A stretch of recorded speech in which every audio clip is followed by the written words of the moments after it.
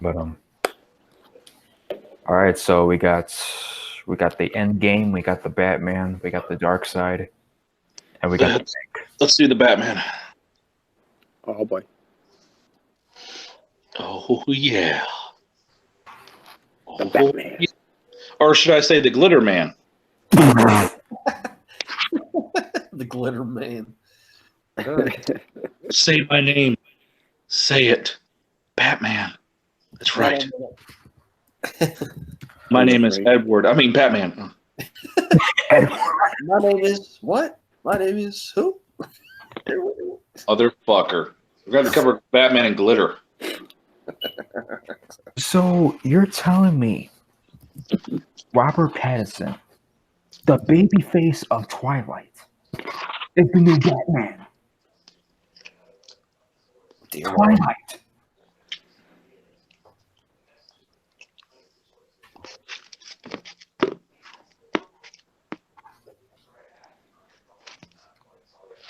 Yes, people, you have not gone to the Twilight Zone. This is true.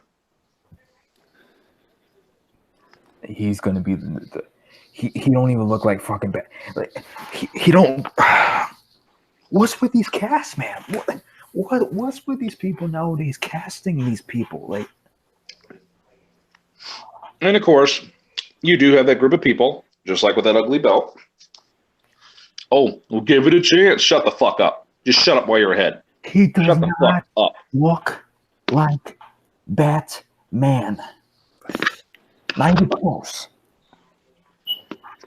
And I'm going to tell you this, people. Oh, my God. Compared it to Michael Keaton, too. They were like, well, they said Michael Keaton wouldn't make a good Batman. There's a big difference, you fucking idiot. You're comparing him to Michael Keaton. Are you? You know what? I'm not even gonna touch that. There's no need. There's no need for me to.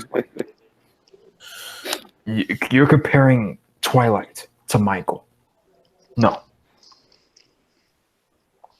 You, my friend, don't have an opinion anymore. Oh, yeah. And then they said, well, this person. They said this person. They said Ben Affleck would suck as Batman. He did suck as Batman. Fucking fool. Damn, you think it could be worse than Ben Affleck as Batman? You couldn't think it would be worse, but it is worse.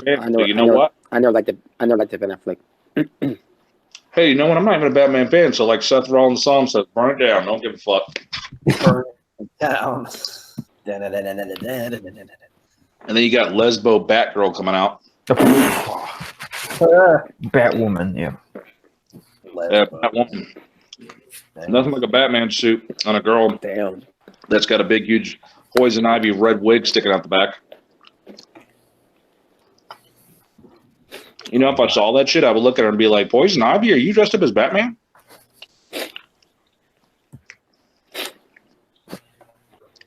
And she's lesbian. Well, I guess that's a positive. I guess that's a positive. I guess for the men out there. But I mean, I doubt we're gonna see a scene. But we'll see. We might see a scene. You never know.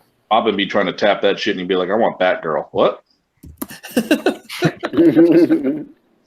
Hey, if you give me a scene of her and she's eating out Harley Quinn's ass, I'm good with that. Oh. Well, I guess considering Supergirl was lesbo as well, I guess they're trying to do something with that. Really? Because she's had multiple boyfriends on the show. There was, yeah. She's I've seen her. Well, I guess you could say bi. Because there was some scenes that I saw like where she was doing some lesbo shit. But I mean, I don't mind. yeah. Yeah, I meant to say bye. It's like somebody showing up to the fucking party. Hey, man, I got the kryptonite. We could stop her. Nigga, put that shit away, man. Don't you see the glorious shit that's going on? And get rid of the fucking kryptonite, dude. We got to see this shit. Dude, I heard. Dude. Somebody comes to the room. Dude, Supergirl and fucking Wonder Woman are scissoring each other. Where? Where? All you see is half the world shaking. What the hell? Was that an earthquake? No, it was scissors. Oh. You come out the bed. You come out the room with like your pants coming up, and here comes Alfred's sister. Oh, master, shall I help you? Oh, Alfred, it was a hot night. Shit. Fucking scissoring, dude. Oh, Mr. Johnson, I have no clue what you're talking about. Oh, no, you wouldn't, Alfred. You haven't had pussy in years. Look, here's a 50, and Wow. here's a 50 and a Best Buy Rewards card. Just get out of here, okay? Yes. All right, Robert. So what are your thoughts on? Hey, Robert, what's your thoughts on Robert? Starring in as How dare you? I don't. This Robert's a lot cooler than Twilight Robert, but there you go. Yeah, Mr. Robert, National Thriller. Thoughts? Rob, do you like sparkles too? What the hell? I don't think he does. Well, here's the thing. I know not a lot of people liked it. Robert Pattison in Twilight. To me, I didn't have a problem with him being in Twilight. What I do have a problem is him being Batman. I got a problem with Twilight. It sucks. Oh my god! But Yeah, not personal preference. Yeah, so on what but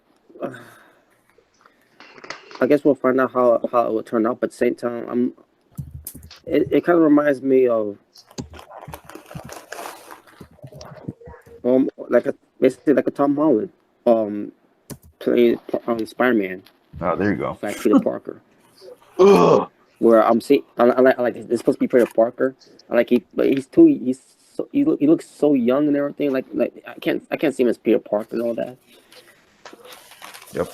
And now you got Robert Pattinson being Batman. So that's Bruce Wayne. And I think to myself, after seeing a picture of it, I'm like, like he still looks like he's a teenager too. By the way, I'm like, maybe it's just him being a teenage version of Bruce Wayne. I was about to say, no, some of the teenage version of Bruce Wayne for like a clip. Okay, now who's gonna be cast as Batman? Jason Statham. I mean, oh my god. I prefer him than Pattison. you know, Jason had hair. He'd have made a badass fucking Bruce Wayne. Mhm. Or they could say that Bruce got sick and he lost his hair. I mean, They became who do you want to cast? Well, here's the trick here. We're going to have Jason Statham as Bruce Wayne and Dwayne as Batman. Now, go with me on this one, but... I mean, they look so much alike. Can't you see? Oh, God. Yep, he shaved his head. Now he looks like Bruce Willis. But, Yeah, the Bat God. and the Furious. Bat and the Furious. Bat and the Furious. Yeah, so let me... Yes. Or, you know what they should do? Since they have Robert... I'm sorry to interrupt you here. What they should do, what I thought... Do you remember Batman Beyond? Yeah. Yes, exactly. There you go. Young kid taking over Batman's place now. Batman Beyond. My God. That would have been better. Yes.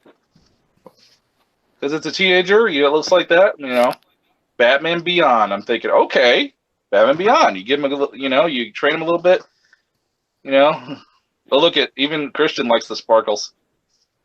This The sparkles. Dude, Oh, sparkle yeah. fingers. Oh my God, girl. You love that shit. That would have made more sense. Batman Beyond, man. But they're not going to do that. Why? Yeah. Oh my God, exactly.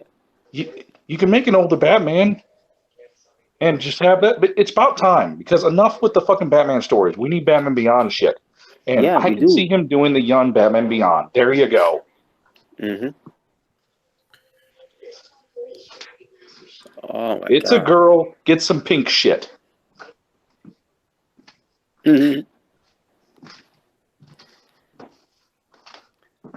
But See, man, I just don't see it. I don't see him being Batman. You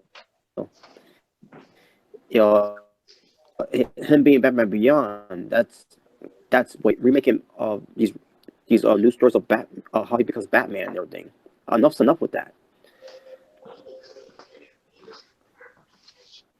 no, it'd be I like, did. well, we're doing the Batman story where he's no, not again, please. Damn story.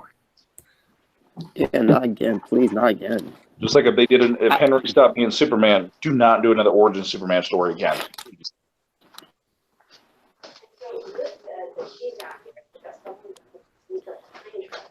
I never even liked it. Ben Affleck being Batman. No, And speaking of Ben Affleck, and speaking of Ben Affleck, Affleck. he's he's he's one of the producers for this movie. Wow.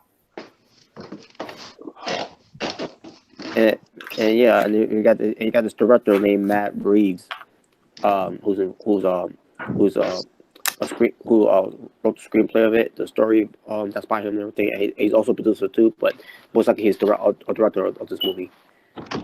But yeah, but Ben Affleck is also a producer for this movie too.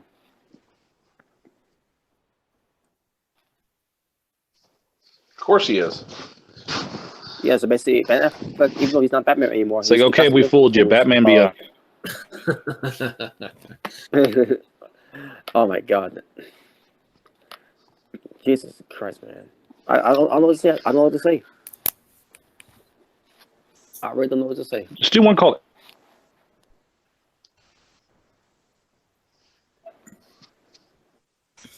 Yeah, I guess we can move on from the topic.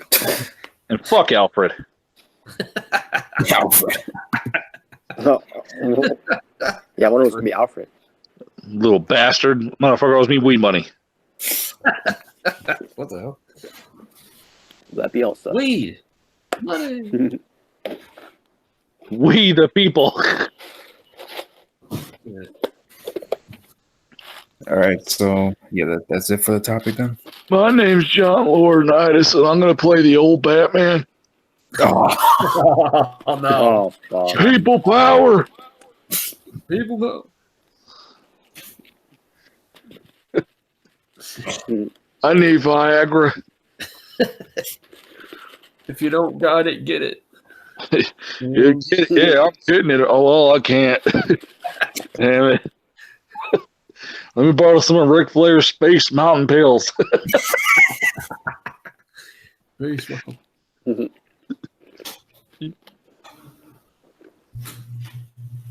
all right, so we got money in the trash, money in the bank. We got Darkside rules, Fuck Money in the Bank.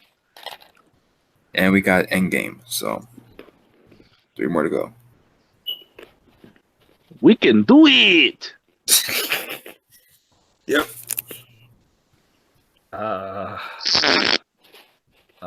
Eeny, meeny, miny, moe. Catch a tiger by its toe. If he's a jobber, let him go. Hey, true words have never been spoken. All right. Yes. I want to get to the Ferris Moolah, what pertains to the Dark Side of the Ring. All right, Darkside rules. Here we go. So Oh boy. the Ferris Moolah pertains to her being a woman's wrestler back in the day. So where there was at the time when women were not allowed to wrestle until and until like around the 60s. That which it took a while, but it finally came to that reality that became a reality for the women's, and the Pattison was involved with it. And obviously, it's about the Pattison Mullah's life, and then where it pertains to her death, and then after the aftermath of it, which years ago, years later, basically, but basically those stories are, and we kind of talked about this before on the Asylum show last year, where it pertains to WrestleMania, with the whole battle royal for the women's that's going to be named after Fabulous Moolah, and then the fans spoke out of it. It was mentioned in this documentary too, by the way. The fans spoke about it on Twitter and everything, and some people were saying, "Oh, she was a terrible person.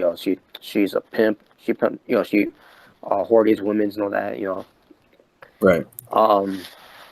WWE didn't listen to the fans, obviously. So the fans decided to go to the sponsorships, which I believe it was Snickers. And What? Yeah, it was Snickers. Yeah. Mm-hmm. Yes, dude, for real, I almost thought you said the other word. What? For real, it did sound like that. Sponsored by. I'm not even go there. Yeah, wow. Good look. We're not drunk dudes that eat Taco Bell. Don't say that. Damn. Well.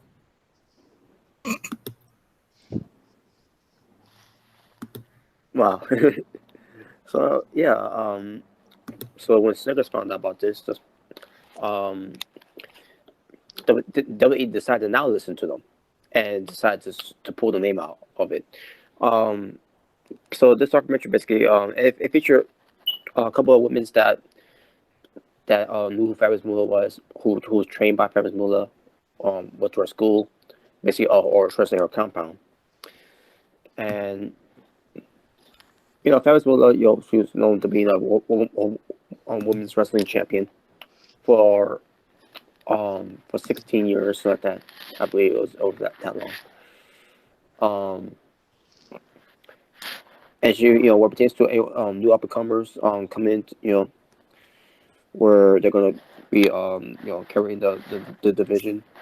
Fabulous Moolah, started to get jealous of them, and started holding them back. And started, what pertains to, training a few of them, that she wants about 20% of their money.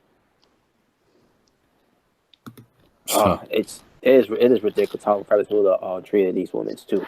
Not just money wise, but the way she's treating them overall. And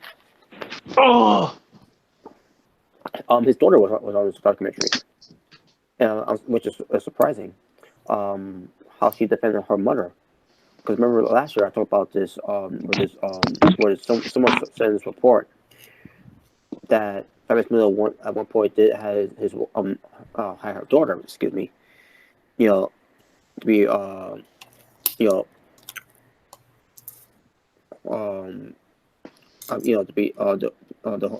out too, something like that, and she. Basically, she never brought that up, but basically, what pertains to people saying, Fabulous Moolah did this and all that, she denied those claims. And like, what? Like what? So I'm thinking to myself, who's lying here? What pertains to that story that's thrown out there. So and then this guy, I don't know who this guy was. But he was doing a campaign to defend the Fabulous Moolah when this whole thing came out of her being a pimp and picking up these women and all that. Mm-hmm. And again, I'm thinking to myself, who's making these stories up then? If she didn't do those things, but that doesn't take away anything of her being a horrible person and a terrible person to these women. Based on what I heard, it pertains to a few women that were on this documentary that talked about Fabulous Moolah. She was a terrible person, a horrible person, and one of them say, but yeah, she did not pimp us out and all that. She didn't do it. She didn't make us sleep with other guys. With guys and all that, whatever, something like that. Wendy Richards on there talking about how Fabulous Moolah. That she didn't know it was Fabulous. Basically, for those who don't know, the Fabulous Moolah was wrestled like Lady Spider against Wendy Richter, who was the women's champion at the time. And when they went to, basically when they went to claim that she didn't know that was Paris Moolah under the mask, under the suit basically, because it was a Madison Square Garden, and they did the whole the screw job where Paris Moolah gets up, pins her. I think it was like an inside cradle. She kicks out like from the count of one, and the referee as soon as he saw that, he's like 1, 2, 3. What I mean, 1 and then 2, 3. Because it was something about when you were talking about women should be paid more like the men. Just basically what pertains to women need to get paid more like the men. There's been, and which is why AJ Lee at one point this out what pertains to Stephanie McMahon with her tweet. And that also led to this whole thing with Stephanie and AJ Lee, with their back, but still, because Stephanie McMahon's jealous. Fuck that bitch. Exactly. Yeah, she's always talking shit. Yep. So what pertains to Paris Moolah, I did get some closure here because after finding out about this, I'm like, then if she really didn't pimp these girls out, then someone must have been lying about that part. But the other parts that with her being a trouble person to this woman in wrestling and to that woman, that and basically hold back the women's tag team division at one point, which I heard stories about that one. Yeah, she was a terrible. Obviously, Paris Moolah was a terrible person. So that part is not a lie there. But what pertains to her doing those women's, pertains to pimping them out, and that right there, at least I got some closure there that at least that wasn't the case. But also brings me to the fact that so who will lie about that then? Why would they bring that up? And after finding out that wasn't the case at all. And considering the fact that she's been dead for all these years, it's like. And yes, another thing too. They talk about this in documentary. Like, why all of a sudden they talk about this when when she's been dead for years? Why couldn't they do it when she was still alive? Mm-hmm. Yeah. Why didn't they speak out when she I was don't alive? fucking know. Just like and this goes back to it's not going to do wrestling. This goes back with Michael Jackson. Because I said people cover it up because it's not good for the company.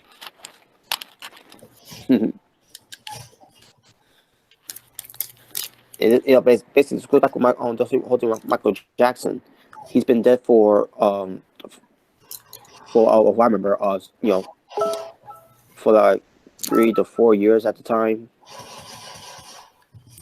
Where the two guys that was with Michael Jackson at the time, pertains to Michael Jackson doing his tour, the bad tour and all that. That these guys who are those now, and they always deny that Michael Jackson didn't do anything to them. Michael Jackson never touched them in that way and all that. And then when he died in 2009, and then basically years later. Like about 4 years later, I guess it was that now all of a sudden they started saying, yeah, Michael Jackson did do that to me. So now you wait till Michael Jackson died for you guys to talk about that, to admit that he did do that, which I don't believe them anyway because they're both fucking liars. Yeah, let people rest in peace, and don't do shit like this. People will, people will fucking do anything to get money, attention. They don't care. That's what it is. That's what they did. That's what they did for money, because they didn't go anywhere in life. Well, I'm ready for a girl to come out of nowhere and just say, "Hey, I've had 2 babies by Jimi Hendrix and nobody knew about it." Oh shit! I hate that too. These type of people, they always gotta speak out on these people. When they're not around to defend themselves. We thought Bill Cosby was a good man. Turns out he was sharing way too many pudding poppers. Oh shit! Oh god. Well, hey, I'll give this what pertains to Bill Cosby. At least these women that made those claimants, At least they spoke out before he before anything happened to him, which he is still around. Oh, at least so they came out before talking about Bill's pudding popper. Which at the same time though, it's like these people, like, for some reason, like, these stories, like, no matter who it is, come out years, like a decade or 2 decades later. It's like, why did you dress at the time? Yo, bitch, come on, suck my pudding pop. Yo, Philly, look. It's like, why do people wait? I have no clue. Are you gonna come? Oh god, I don't get I it. don't even want to think. Fuck. Oh, my poop looks like the Jello pudding. Hey. Fucking Scott Albert spelling it. Hey!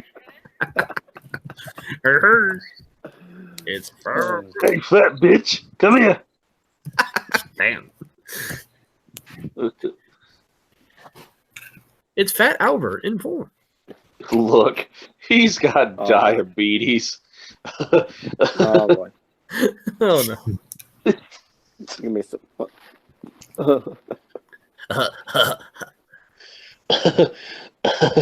Fat ass. Yeah, fat. Yeah. Roll him down a hill. Oh shit. Yeah. He might take out a smoker. Tuck and roll. You never know. Well, we tried to assassinate another country, so we just disguise Fat Albert as a missile. You know what I'm saying? We drop him from a distance, and he might take out a state. Damn. Oh, wait. Gamerson's not in right now. Oh.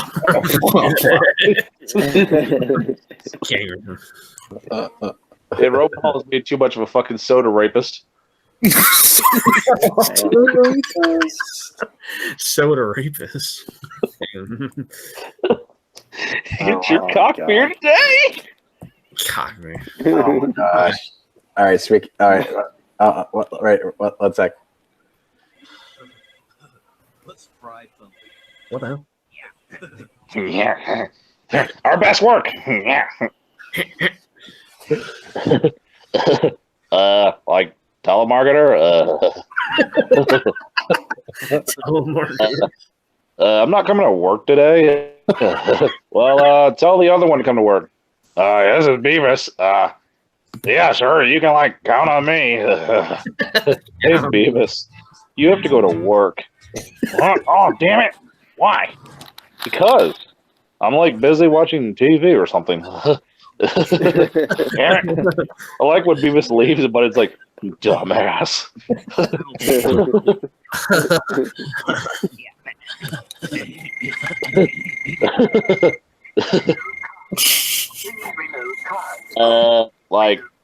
I'm not here or something. Are you coming to work or not? No.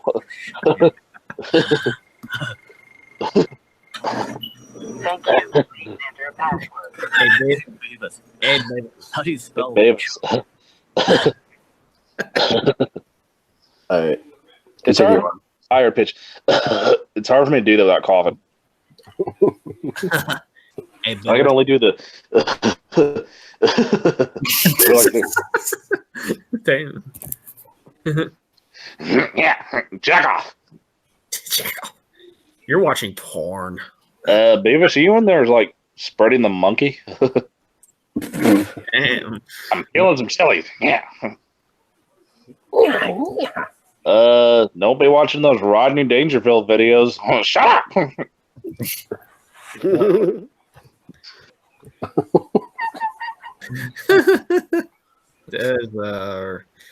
All right. Well, is that all for the topic then? Yeah. Oh, wait. So, yeah. The point is, what Bert was saying, so they were. You said. He said point. Pointy. Fuck. Point of view. But yeah,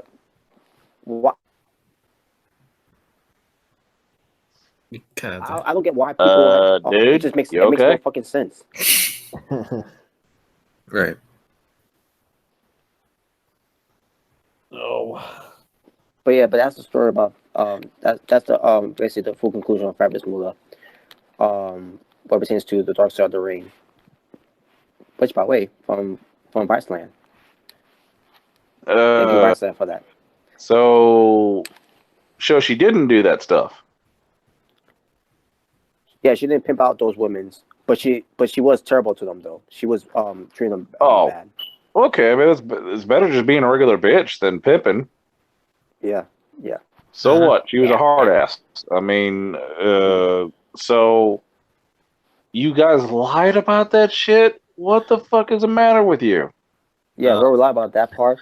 Yeah. That videos where we're calling her an old crunchy bitch and shit and every damn thing. It makes me feel bad. Yeah. Well, yeah, exactly. I didn't do that, but yeah, like basically, these people made all these videos, and other people have made up these stories. Like, And beyond. yeah. And be honest with you, Fabulous Moolah, was one who at the time was really holding back the women's that was up and coming of the women's making a difference in WWE at the time. Yeah, it's like this. Which, by the way, fuck you, Paige.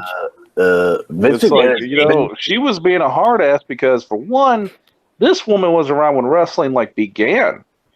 Yeah. And the old school ways of doing things. It's so what? You get trained by a professional wrestler backstage. You want to be a pro wrestler? You get trained by the old school. You're going to get slapped the fuck around, and you're going to go through tough love. Fucking deal with it. Ain't no pussies around here, okay? We're not going to make you like Miz. Fuck him. Oh no! Well, yeah, he's been buried. Well, I can't wait to get to that. Well, he's too busy holding his wife's purse. Oh shit! Yeah. Oh fuck. Awful. Yeah. Vince McMahon is like a butt munch. Yeah, Miz, why don't you just come to the fucking ring with your fucking baby carrier and shit? It might make you look more manly. Oh god. You bitch. Miz and By the Miz. way, I'd love to have some of your wife. Oh yeah, Maurice. Don't be surprised if that fucking next baby comes out a little mixed. You're welcome, Miz. Oh no! Oh no! Get on my level. Oh no. All right, I guess we can move on then. Yeah. I just want to say again, Fabulous Moolah at the time was also holding back women's at the time in during the 80s and everything, and not the fans. Paige. Just want to Paige is just a fuck up. Yeah, and she picked up plastic surgery herself, and go fuck herself. She's hot. Yeah, That's all I'm gonna give her is that she's fucking hot. That's it. Oh yeah, she fucks herself. Look, that's rude. Okay. Literally, she fucks herself. Yeah. Hey guys, come on, have a little respect for a woman that actually likes to bust a dude's nut on a belt. Come on. Okay. Have you seen how she looks? Have you seen how she looked? By the way, look like she got plastic surgery on her face. She looks terrible. Yeah, she puts on way too much. I don't know. Speaking of her, Maybe El Burrito gave her a kick. Now here's the thing: I still don't know why she didn't delete any of those videos off her phone. Seriously, like why? What was she thinking keeping those on there? Well, you can see that she's one of those sex addicts that likes to swing, swingers and shit. Yeah. Yeah, you can see that. I can see that. Well, I'm sorry, I ain't dating no girl who still got her ex-boyfriend's cock all over her phone. Nah. I am not having you in your fucking Pee-wee's Playhouse all over your fucking phone with your other boyfriend. Pee-wee's. She was probably getting off herself with those videes. Imagine rolling over and shit. You got your girl. You think your girl's watching porn? And you're like, oh, this looks good. What is this? Oh, it's nothing. Wait a minute. What is that? You? What the fuck are you fucking? What the fuck you whore? Are you? All right. In conclusion, she could literally go fuck herself. But Yeah. Yeah, so- her stupid plastic, her cheap ass plastic surgery stuff on her face, terrible. Exactly. It's just dick sucking lips. I mean, oh yeah, I'll give her that, boy. She could suck a mean dick. Not just her lip, but her All that face. lipstick she got on. Looks like Oh my god, you see her when she's fucking sucking dick? Oh my gosh, she'll make coming like fucking. I mean, good for that. I mean, I'll take some head and I'll take some ass, but other than that, go fuck yourself, bitch. I mean, that's really all. That's all she's good for. But there you go. I'm surprised we never saw her in a video with another woman. Like seriously. Don't say never. That's coming next. That would I'm sure that's out there. that would have been nice. Oh, dude, if one comes out where she's eating Xavier Ward's ass out, I'm out. Oh god. Oh shit. Is that what they meant videos? Huh? Oh man, no thank you. I do not want to see that. No, like I'll eat Paige's ass. That's about it. Oh, I wouldn't eat her ass. She said one too many dudes in there. I'm not touching that. Yeah. I don't know. I haven't might seen have her seen get that. fucked in the ass yet. All right. Well, since Robert opened up a can of worms, I'm gonna screen share what she looks like right now. So, Yeah, show it. Yeah, show it. all right. So, yeah, this is right here. That's Paige. What happened? Plastic surgery happened. Holy crap, man! Oh wait, I haven't seen it yet. Hold on. Let me see it. Let me see. She doesn't look like herself anymore. Holy shit, man! That new Joker movie is gonna be great. Oh, And she got Asuka and Kyrie Sane next to her. They look. Oh, look at those little perky titties and shit. Oh, Oscar's so beautiful. She doesn't look like herself Mhm. anymore. What the heck, man? Alberto kick you? Alberto. Like, dude, she looked perfectly fine. Like, went back Exactly. all natural. Yeah, But she no. looks messed up now. But now, yeah, she And has she to was- get big. Exactly, and she's young too. Like she doesn't need plastic surgery. She's young. It's like what the fuck? Shout out to Bunny Girl. No. I guess that money from for her old movie paid off. No. Yep, fighting with my cosmetics. Yep, get bigger titties. You get some plastic surgery. Like, what, Paige? What are you doing? Yeah, yes, And you know, Paige is gonna be hunting down divas backstage doing that gimmick. You want to know how I got these scars? the exciting sequel, Fighting with My Cosmetics. That's just- Yeah, exactly. Fighting by cosmetics. In every drugstore, everywhere. Get it on DVD at every Kmart. Oh, well, never mind. Kmart. Kmart. Kmart. Oh no, poor Kmart's. Bye. Yeah. All right, so let's get it done. Get You angry. know, and money. when that movie comes out, if it was in the $5 bin in a week, I wouldn't be surprised. Well, speaking of movies, we got the End Game. So Mm-hmm. Yeah, it was Endgame for my ass. Rob didn't like. Yeah, you want to start off this run? Look, well, I don't know what it is, but I do love Hulk. I like when he smashes. I like when he bashes. I like when he kicks some fucking ass. I don't like when Hulk becomes a fucking, literally a library teacher. Oh my. Looking like, I don't want to smash any damn thing. That might actually hurt my wrist, and that's just too barbaric. So you're basically the PG pussified wrestling fans. Yeah, I was like, what the fuck? He's Braun Strowman. Now, who else saw Endgame? Me. Me. You saw that part where they went back in time and you saw the original Hulk. And do I know Me. that the older Hulk from 2012 looked bigger Mm-hmm. and greener? What happened to the skin complexion there, Hulk? You losing it? You not eating enough Snickers? You get a little angry when you're hungry. We're taking Hulk selfies now. We're just a big. He's just a big buff, semi-green Bruce Banner. That's all he is. Yeah. Yeah, he's friendly Hulk. It's like, what? Yeah, Friendly. you need to go smash some stuff. I'm telling you, he's Braun Strowman. I can't believe it. So it's a little barbaric to smash. I couldn't believe when he was hitting the car. What the? Yeah, they've turned Hulk to a bitch at this point. I mean, Stupid. you thought Civil War, you thought that was bad enough when Hulk got his ass whooped by Thanos. And then Hulk's arm is fucked. I'm like, I thought he could take the gamma radiation. Yeah, that's why I don't understand that. I did not understand that. Okay. Hulk right in the back of a truck. That was the only fun part about the movies. When Hulk was in that back of that little truck and was dragging the whole time. And that the whole thing he tried to explain that he just had to put brains and brawn just together, and there you go. Oh, you didn't use any fucking brawn. I still don't understand. I did not get it at all. Shit. I thought there was supposed to be a rematch between him and Thanos. No, that shit ain't happening. Nah, that glory's got to go to Iron Man, boy. Oh, oh my god! I didn't like this Hulk either. But you know what? It's like with the whole name of Venom.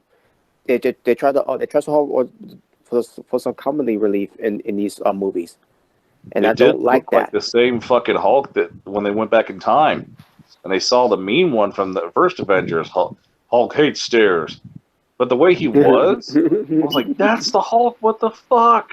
That was funny though. That part. What the fuck, man? I'll tell you what though, they did so angry. Good job with them making them look like they did in 2012. Mm-hmm. Oh yeah, they really did. They looked just like them in 2012. Yeah. Booyaka. Fucking pregnant Thor.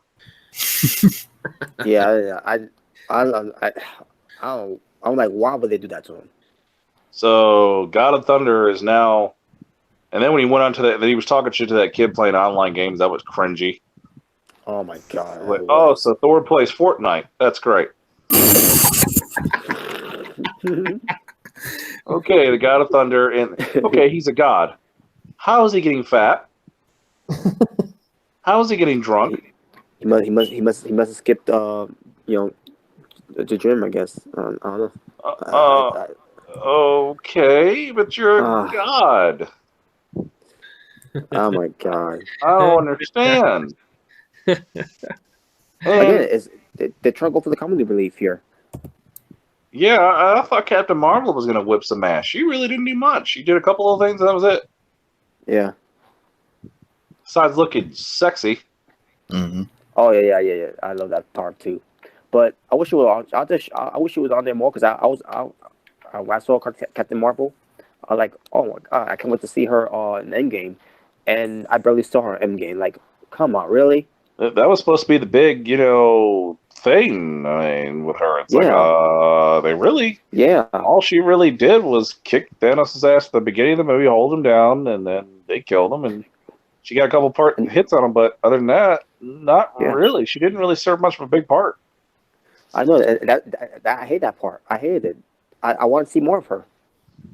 Yeah, I was expecting her to have more of a important role, but yeah, it was just what the fuck. Considering Well, I'm going on a date with Scarlet Witch and Captain Marvel. I'll be right back. Fucking, oh man. Like considering with the previous movie with Captain Marvel, like you would think like she would have like more, she'd be featured more after that ordeal. But you guys have seen Captain Marvel, haven't you? Because I've seen Captain Marvel. And I love that movie, Captain Marvel. I enjoy that movie. And I'm not gonna lie, whoever saw this other one, this is off topic. Yeah, maybe I'm gonna look bad for this, but I didn't care for Shazam. Well, I haven't seen it yet either. I didn't. I think Captain Marvel was better, and I know that people are gonna say, "Well, it's Marvel." That's what you're saying. No, it was just a kid-friendly movie that was kind of all over the place, and it was just honestly the fake foam muscle suits. I mean, did him and Ben Affleck switch each other's costumes and just spray paint it? Oh, man. Ben Affleck's in the movie. No, I'm talking about their costumes because they both wore these big buffed up fake muscle costumes. Oh, okay. Never Because mind. if you remember when Ben Affleck was in Justice League, the part where he's taking his suit off, Yeah, that was all fake muscles. Yeah, that wasn't really him. yeah. Like he's wearing this big bulky Terrible. bodybuilder. So basically, when Halloween comes up and you see those children's costumes with those big fake muscles on them, also Ben Affleck was wearing that. What the fuck? Oh well, it's because they won't recognize him as Batman when he wears a big buffed up bat suit. Oh, you could still be a big buff guy. They wouldn't recognize you. What the fuck? At least when Christian Bale wore it, it wasn't this big buff Batman suit. Mm-hmm. Hey, he was in good shape. Yeah, because they were trying to make it look like the Batman from the comics. I'm like, you can't though because those were actual muscles. Mm-hmm. You'll never get a star to look like comic book characters because comic book characters are humongous. Mm-hmm. You'd have to have nothing but pro bodybuilders dressing as characters, but pro bodybuilders can't really act too good. Right. That's how it is. Fat Thor was a bitch in the movie. Was a dumbass. Fucking idiot. Yeah, I like that. I like Thor. You know, he was going through PTS and shit. And I don't know, having his period, I was ready to like, is this the God of Thunder or is this the guy that needs to call Dr. Phil? Oh no, we don't need Dr. Phil. Do you need a tampon, Thor? Do you need a fucking tampon? And with how much they screwed up the timeline, okay, correct me, I've seen a lot of time movies. And I know when you fuck one thing up, shit goes haywire. They fucked a lot of shit up. Yeah, A lot of shit. Yeah. There was some issues in this movie. yeah, they like disappear forever. If you mess up, then Yeah, because you're thinking in your mind, when this shit happens, wait a minute. What if that happened? Wait a minute. Okay, like this. Guardians of the Galaxy. They had to get this, the stone. Say they had to knock out Star-Lord at the beginning of Guardians of the Galaxy 1. Is he going to wake up to get the stone? Because if he didn't, the Guardians of the Galaxy wouldn't have come together. Mhm. What are you going to do? You're going to... Well, we're going to return it back to the time. We're going to turn it back to when the time happens, so it never happened. Oh, I gotcha. So, well, wouldn't there be another one of yourself there ready to knock him out because you're going back before you did? Then you'd have to tap on your own self and say, "Hey, don't knock him out." See, I know how time works in these movies, so you would always have a other person of yourself, and you went back before yourself did this. It's confusing, but I've seen it. Now I don't remember this part when they went back in time, but did they try to get one of the Infinity Stones from Vision? Oh yeah, Vision had hits. But they never showed that. Now I think about they never showed that. I guess that's gonna be a deleted scene. Oh wow. They didn't even give a shit about Vision. They didn't even really mention most of them. Yeah, because I was thinking myself, wait a minute, did I miss anything? I could have swore Vision had one of the Infinity Stones they had in the middle of his forehead. And I thought when they went to go sacrifice for the Soul Stone, when her and Hawkeye were fighting over to kill each other, I thought Captain should have went so you would have saw Red Skull. Oh, and man. if Captain and her fighting over that way, they would have showed Captain showing. Or you could be fucked up. We got to sacrifice Soul. Well, we got a dead Vision body. I could throw it over the mountain for you. And here's your shit. I can't believe it. Black Widow ends up dying. Yep. Yeah, Sacrificial I mean, lamb, yep. I'm not gonna lie, I shed a tear when that happened. Like, wow, really? It would have been so fucked up if I was right next to the guy and like you're right next to the dude and you look down and you look at him and you're like, hey, this is a fucked up question I asked that she just died, but did you hit that? What the fuck? Wow. Oh, I'm just asking. Sorry, you're stoned. Right. I mean, she is beautiful. So I mean, Hell yeah. no, I yeah. didn't. Well, the body's still warm. What the fuck is wrong with you? Oh, the body's still warm. Damn. But I know it was Christmas favorite part, the return of Tom Holland. the return of time. No. Oh shit. Oh, great. Yeah. Well, in a way, they weren't really dead. They were inside like one of the stones in another realm. Yeah. Now, okay, then when Tony clicks his fingers, are they really dead? Should put it in a big, huge urn and piss on it. We'll never know. Should put Thanos' yeah. urn. You should put Thanos' urn, ashes in a big urn, and just put them in a toilet and take a dump on them. Now, from the fight sequence, basically, I enjoyed that part. By the way, when they all came back to life and all that, and then basically the Avengers got some backup. Yeah, that was the coolest part of the movie, boy, and the music. I loved it. That was awesome. The music kicked in and shit, and I thought Captain America getting Thor's hammer was kick ass. Oh yeah, I knew that part. I knew that part was happening. Was going to happen. It's got to be Captain America. I saw them all coming out of the portal, and I was like, man, I ain't gonna lie, man. I'm kind of doing the YouTube moment right now. Oh no. I think check it out. When the Asylum gets more backup from everyone. Yeah. Smarks and everybody having a war on YouTube.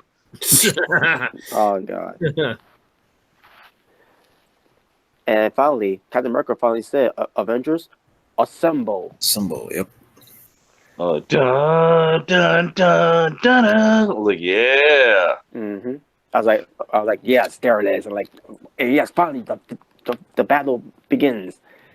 The war. Yeah, I would have loved if Superman would have flew past all of them and said, "Hold my beer." Oh my god. That would have been curly. Yeah. Oh, another thing I like about the fight too was that the women's were basically Oh, the Women's Royal Rumble. Women's Royal. Yeah, the female Avengers came together. Yeah. Yeah, the women's all came together, and I enjoyed that part. I love that part. Fuck you, WWE. That's a real women's revolution. Yeah, I saw that part, and that was what did Hodgkins call it? It's hard. And yes. Yeah, I'm sure these motherfuckers, these virgins, be bitching a little. Oh, he's a female. Power I bet fuck people you. are Continue not getting any pussy. I bet people were offended at that, and bitching about that too. Like, course I tell you shut what, the boy, fuck up. that part where Peter Parker, she was like, "Hey, Peter, you got something for me?" I'd have been like, "Yeah, I do." You damn right I do. Shit, what's up, girl? I get Tom Holland props here. What pertains to him, defending the Infinity Glove, with the Infinity Stone, basically. Right. I thought it was a cool spot there that Spider-Man was doing his job. Yeah, I like when he's in the suit and he's doing his fighting scenes. I like that. Mm-hmm. What I don't like is when he's Peter Parker and he's doing this whole cheesy, corny shit. Like I can't stand it. Yeah, be Spider-Man. Do not be Iron Man. Okay. No, that's a different topic. Oh god, I still haven't seen the trailer. Fuck it. When they started coming through the portals and that little guitar was kicking in the back, I was like, yeah. Look, yeah, man. Well, Bombay. Fucking Black Panther and shit. Oh, all the kids. The first night those kids were fucking going crazy at that scene. Oh yeah, I know.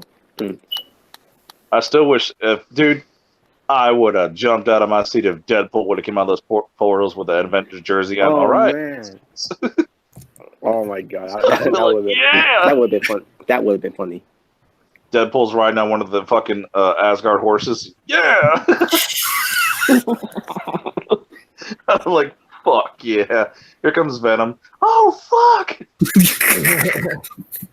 You know what else?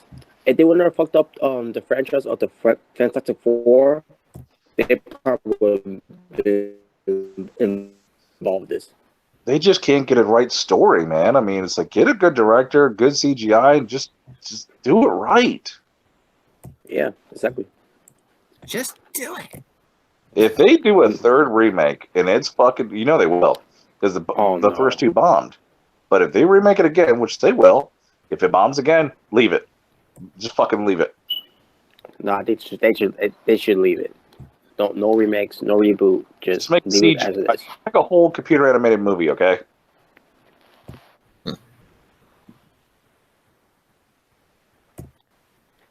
And yeah, so the whole thing with Iron Man, with him, doing what he did to save the entire world and everything, and then he ends up dying. Oh, by the way, sorry, man. Yeah. Oh, yeah, go ahead. I was gonna say, there was a cameo in that army, and nobody noticed this, but somebody found it, and I was like, "Oh my god! You were telling me he was in that battle? If only I would have looked closer." You can't really see him. Does anybody remember the movie Howard the Duck? Yes. Howard the Duck was in the Avenger army fighting. What? You not? Somebody You know what? found a picture of it, and I was like, because they showed Howard the Duck. He was CGI, but he was in one of the Guardians of the Galaxy. It was like, that was Howard the Duck. And I saw the scene. I was like, yeah. If they said they zoomed it in closer behind Captain, there was Howard running. And I was like, I'll be fucking damn! Howard the Duck was in the battle. I didn't see that part. But I remember, from the Guardians of the Galaxy, where it tends to to the what we could see in the upcoming movies for Marvel. Yep. I did. Howard was see in. Howard Duck. I see myself. See Wait a him, minute. though. Howard Duck's good. It's good. Howard Duck. I had no idea he was in that battle. I had no idea. Yeah, I was like, I must have missed that part. For you young kids out there, I don't think you're gonna know who Howard the Duck is. It was a kick-ass, low-budget movie that came out in the '80s called Howard the Duck. Yes. Yes. For you young pieces of shit. very underrated movie. Very underrated. Yeah, very underrated. Head up, because that was back then when they used animatronics and puppetry, and I liked it better. It was more real. Yeah, exactly. You know, now we're gonna get a fucking. Oh God, I don't care what anybody says, man. I'm not going to see fucking Jamie Foxx's Spawn. Jamie. I don't know what the fuck they were smoking when they thought of that idea. Who put Jamie Foxx's Spawn? What? No. Aren't they gonna have Jamie Foxx's Blade too? No, it was like No. it was some random nobody in a series. Yeah. Come on, man. Jamie Foxx's Spawn. Come on, man. Come on, man. Come on. Come on. Come on. Fuck. And Todd McFarlane, the actual maker of Spawn, wants to do this. Man, you take the L, McFarlane. Yeah. Oh, well, come on. Because you never know. It could be a good bit. Was that? Oh, just like because the new Chucky looks so damn amazing. Oh my god. Yeah, Chucky after he had a bunch of Botox. fucking Chucky after he got a rehab.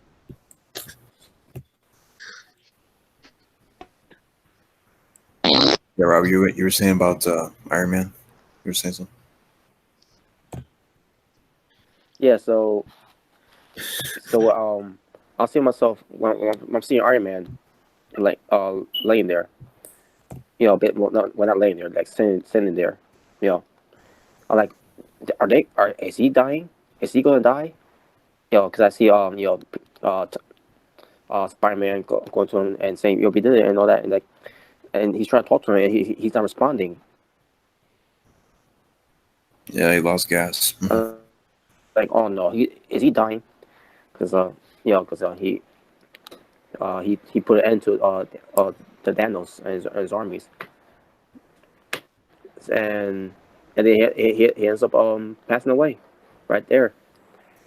And I heard about something that he was supposed to stay alive, but I he was supposed to have a line to say something, but he voted against it, I guess, something like that. Which I'm kind of glad he did. Robert Downey Jr. I'm kind of glad he did because I want if he was gonna die the way he did in that movie, I want to be organic. I wanted to be natural, and it was. I don't want any others. I love you, and then I die. I'm just saying. that wouldn't look right. Because his wife. Somebody dies, and they say like those last two words, and that.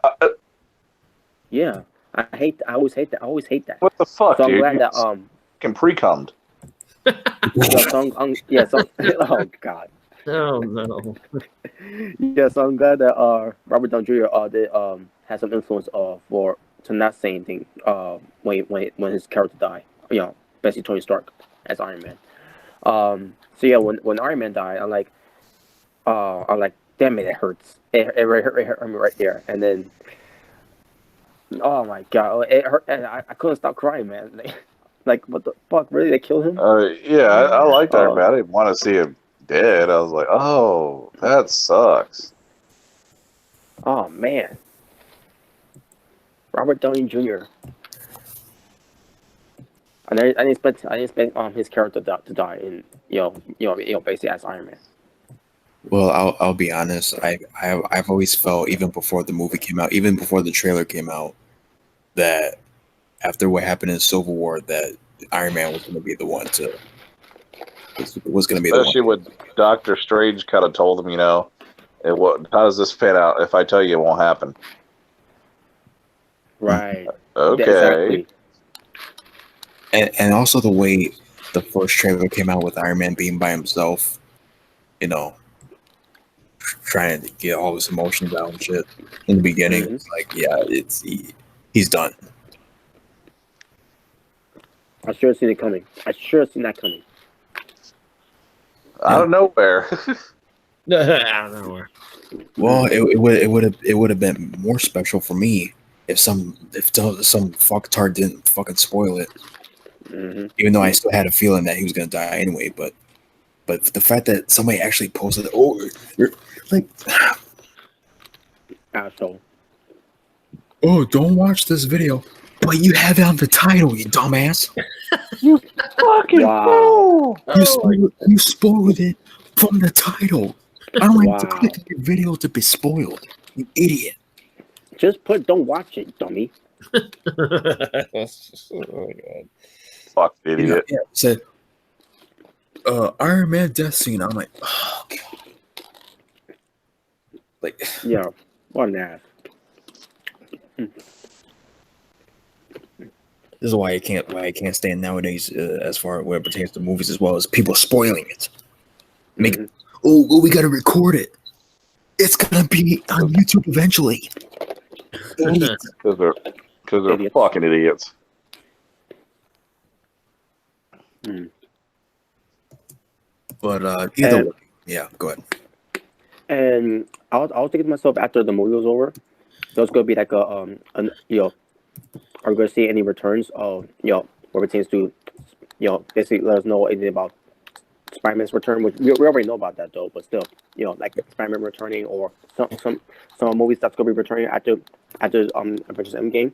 Nope, nothing. Like what? What? Well, you remember when after the credits and then you give us nothing? Yeah, I guess they were like, oh, That was it. So that's it. yeah, they were probably like thinking to themselves, you know what? After this movie, it's like Endgame with Iron Man passing. It's like, let's not add another scene in there. Let's just let it be what it is. Let the people go out of the movie happy. Yeah, he made out his will. Maybe his daughter will take over being working at Iron Girl. Y'all expecting maybe Captain Marvel 2, Howard the Duck, whatever, We're gonna get a Guardians Captain too. yeah, like Guardians of the Galaxy 3. Oh, they are. They're Guardians of the Galaxy 3. Okay. But I wish they would give us some hints though. They didn't give us anything. Yeah, because they were probably yeah. I was not a fan of Captain America going back and then aging. I was like, what the fuck? Oh, I guess he So wanted to, Captain went back to live his and yeah. he wanted to live with that woman. Okay, wouldn't that have meant Captain would have never become Captain? He still would be Captain America. Yeah. Okay, he just went back and did that. Oh, okay, but Captain, you know what you also did? You erased somebody else's kids because she was yeah. If you think about it, And- she was married and had kids. I was like, you erased some other person's kids because you wanted to be with your love. Exactly. Which is why they should give us some hints. When the movie was over and the credits, and like, what the hell? Why would you not give us any hints? Yeah, like they were probably thinking to themselves, you know what? Let the movie be what it was. Let the ending be what it is, and But at the same time, it's like, yeah, it's like you're having people leave the. I mean, they're gonna leave emotional regardless. Yeah. But to just not leave anything else to change the mood up a bit, like have the people get out of the movie, happy, even though they were happy with the whole movie in general. You people are dumb. You don't care. So who cares? But anyway, I still enjoyed the movie for what it was. It was an amazing movie. Yeah, you just let people, just sad and crying leaving the theater. It's like, it's like, okay. Yeah, who gives a fuck?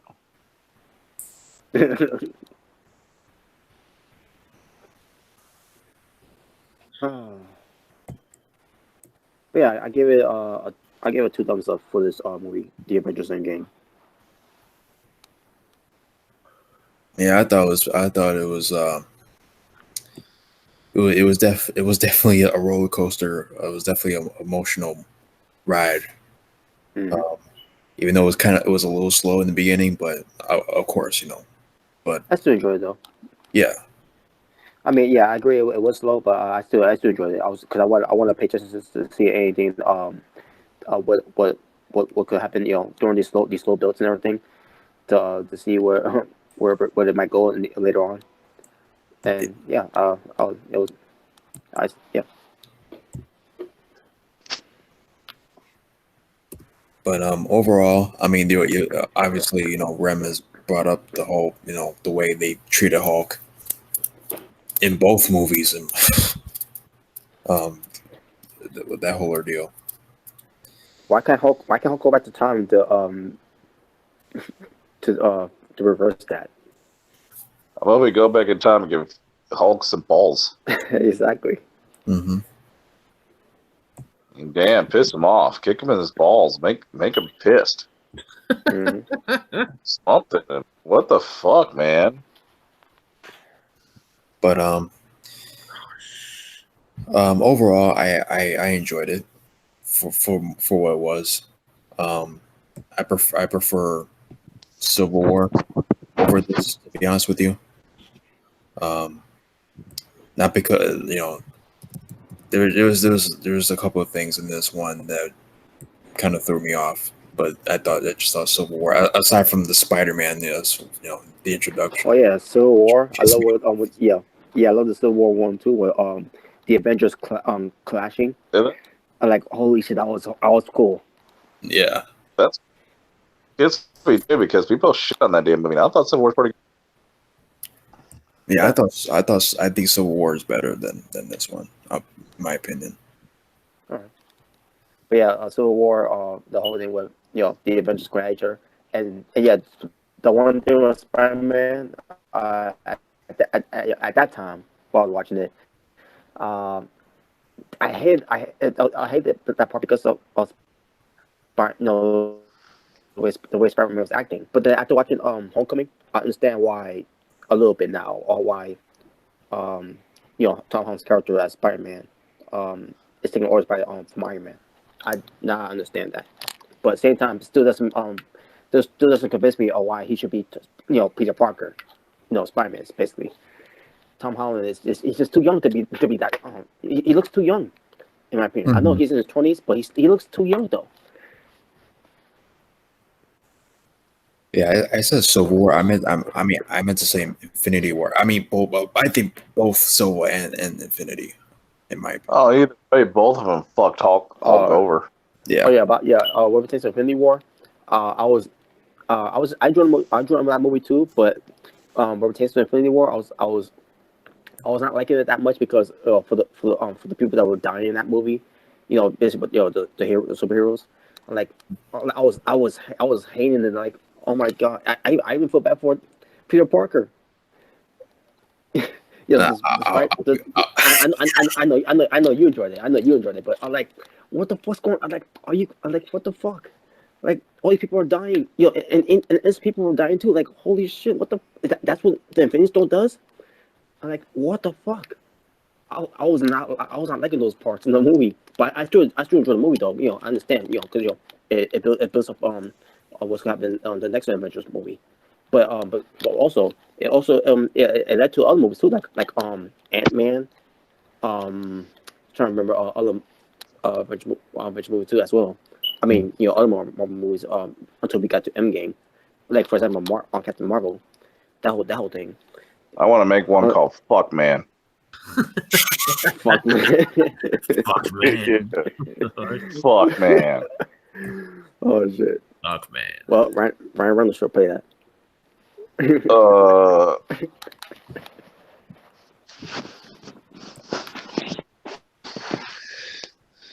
I mean, what pissed me off the most with Infinity War is the way Iron Man was treating Spider-Man. I'm thinking, really, my guy? You're still treating him like a child? Yep. Yeah, fuck him. Yeah, because he's still a sophomore. Sophomore. You'll get your big boy shoes soon. Be nice, and I'll give you a little treat. Training wheels. Like, get the fuck out of here. I can't stand Homecoming. Trading wheels suit, man. No, If that wasn't some bullshit to the core. Help! Oh god! Hello? Hello? Clarice? Joyce? For help. Joyce, Spider-Man I'm on the call for phone. Help, Joyce. What the hell? Oh shit! Spider bitch. That's what he was. I never heard Spider-Man call for help before.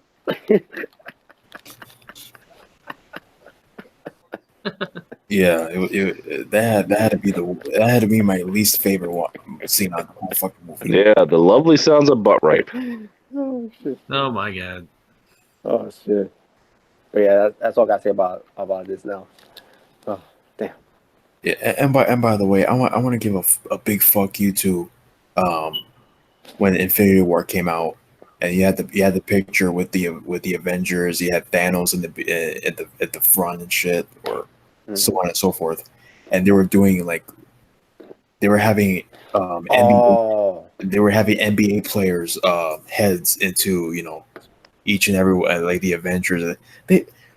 For that individual who put LeBron James' fucking head on Thanos, go fuck yourself. Oh yeah, I remember seeing that. LeBron.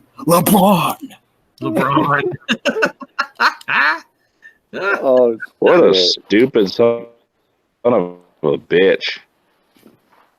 The epitome of overrating LeBron James. The Avengers should have had the old school fucking legends. As put Michael Jordan, Thanos 6 rings. Michael Jordan 6 rings. Exactly. 6 rings. Not LeBron. Well, yeah, get the Infinity Stones would have been the 6 rings. LeBron has 3 rings. That's it. Jordan's got 6. Mm-hmm. Yeah, I got 6. Yeah, motherfucker. Yeah, I got fries. You got fries. Damn. Yeah, moving. Yeah. All right. All right, but you know what? We're gonna save Money in the Bank for the next round. I want to switch that to another day for as far as the Money in the Bank. The money in the like the live action. Yeah, you're basically after the show. No, you know what? We could try to do it tonight. Okay, cool. Yeah. Awesome. I'm down. Doesn't bother me. I'm up.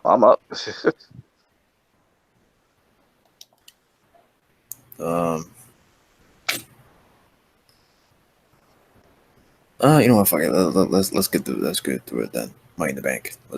All right. Okay. Oh boy. Yeah, let's briefly talk about this. All right. So Money in the Bank, That's WWE from It was. from May 19th, 2019. Oh, May 19th. No. May, Hurricane. don't say that date or else. May 19th. And they came a text picture. Oh god. That was funny. Kane was the 8th man to be in the Money in the Bank.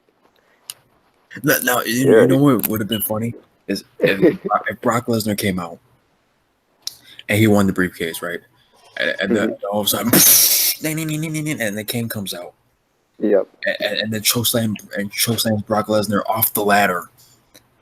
And then somebody, it's not over yet. Brock Lesnar versus Kane. And then Kane beats Brock Lesnar and he gets the briefcase instead. Yeah, why not? Let's have Canaania. Bring back the Canaanites. The Canaanites. Yeah. But yeah, but they were in Hartford, Connecticut, at the the XL Center. Hartford. Exactly. Well, I mean, not that much to me, but yeah. Let's get one thing on the way. The Usos defeat Dan Bryan and Rowan in a tag team match. They're gonna miss a 5 second in the pre-show. There you go. Which was super easy for them to do. Not much to say about that. So yeah, moving on to the opening pay-per-view for Money in the Bank. We had the women's Money in the Bank ladder match. It lasted 13 minutes and 50 seconds. For some reason, Naomi looked like a bumblebee. Yeah, I wasn't digging the hair. What was that? Bumblebee. I don't fucking know. I don't care. Her hair? I don't know. I don't Some know what's jobber going on look. with her. Some But jobber the hair. But the outfit, like, why she's dressed like like she's a looking like a bumblebee.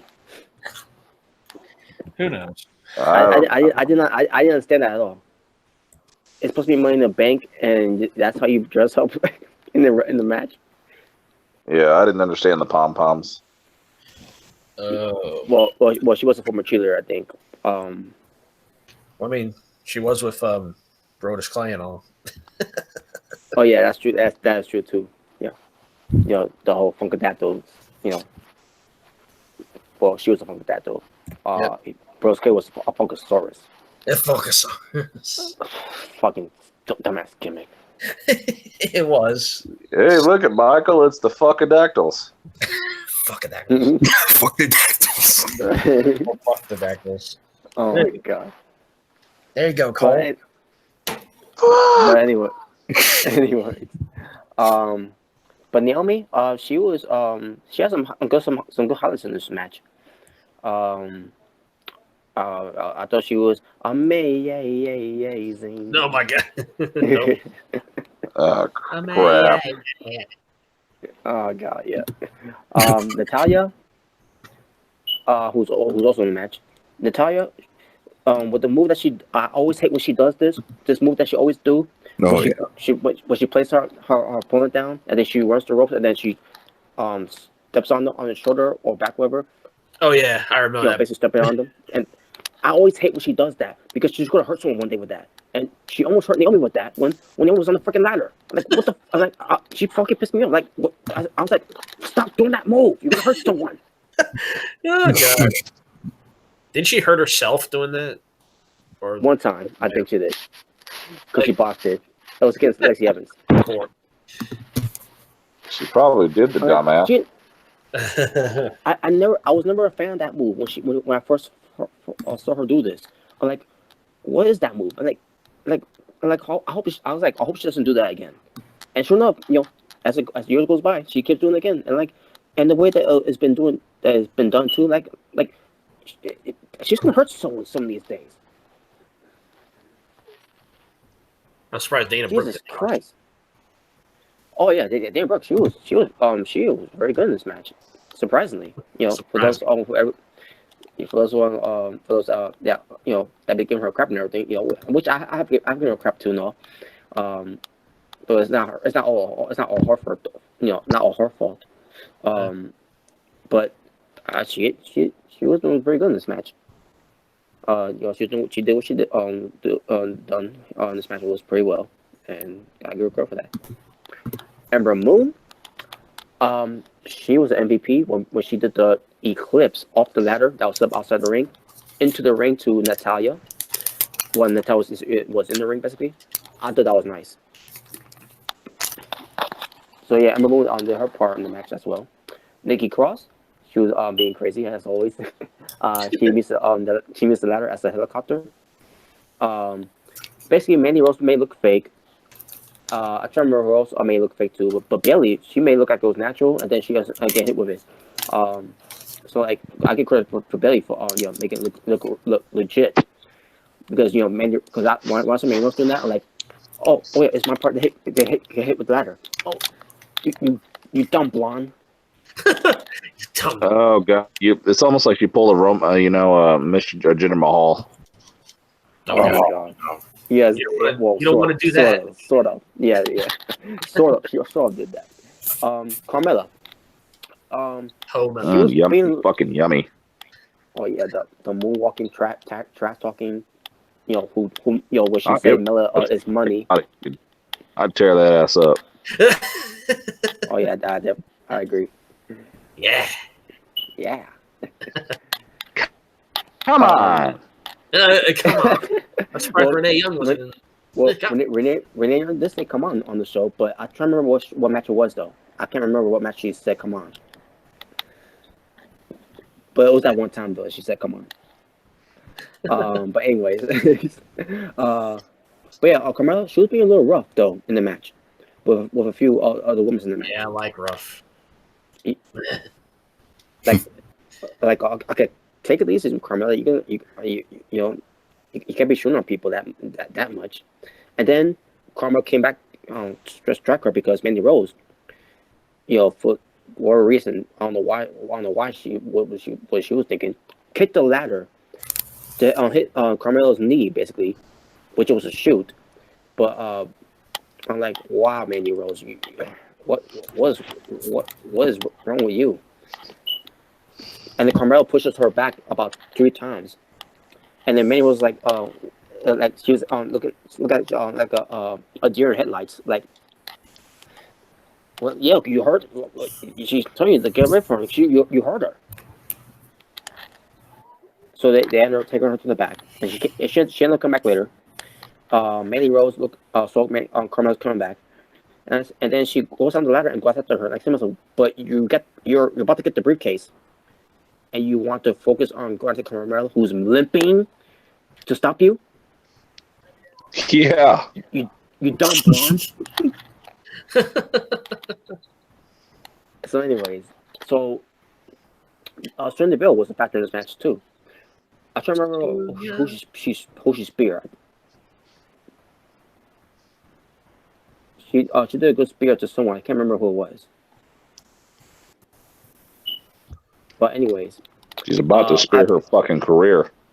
Oh my god. Oh my god. Well, here's the thing about Sonya Deville. Her hair extension fell off. Our extensions fell off. Yeah, and the referee bullshit. This and the is referee bullshit. took it out the ring. This is bullshit. Oh my god. So basically Sonya Deville, she gets Mandy Rose on top of her. Like literally on top of her. Yeah. She wants some of that. Yeah, she does. By the way, subscribe to Mandy Rose on YouTube, Sunny Deville. Yes. Supposedly they've been doing, I guess, vlogs together. Yep. They do. Yeah. Man. And it has nothing to do with WWE. Yes. So yeah. So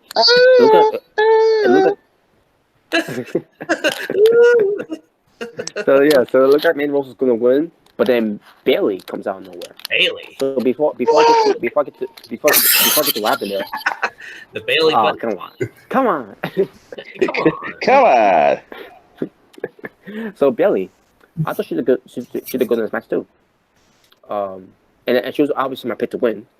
You know, for my reasons why I think she should have won. Rubber James like cash in. So yeah. So then Bailey Spice. Old Spice. Spicy. Heidenreich. Right. Yeah, Heidenreich did it. Oh shit. Heidenreich. Fuck caskets. Fuck caskets. Gene, I hate caskets. But I love Michael Cole. Oh no. Oh no. Uh-oh. No, we don't need to revisit that. No, we don't. Oh god. You Heiden rape. Oh no. Uh-oh. Oh no. But anyways, They are so not making Scarlett.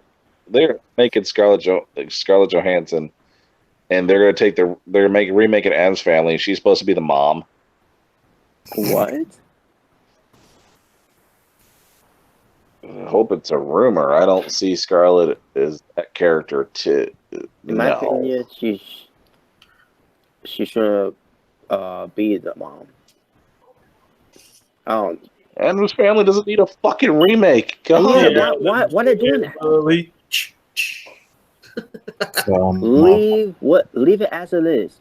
Come up with new ideas in Hollywood. Yes. Exactly. Come up with new ideas, like the 24-hour belt. Oh my 24-hour god. belt. He said belt. But yeah, Bailey, she pie faces Mandy Rose and Sonya Deville off the ladder, Oh yeah. and she retrieves the briefcase and wins the match. And I'm like, awesome, good. All right, And Bailey. Bailey wins the main brink. I will get to it later on. Oh God, she could pie face me. Now, oh god. Now, as far as the match, Part of it. yeah, exactly. Now, as far as this match was, it was sloppy. It was not that good.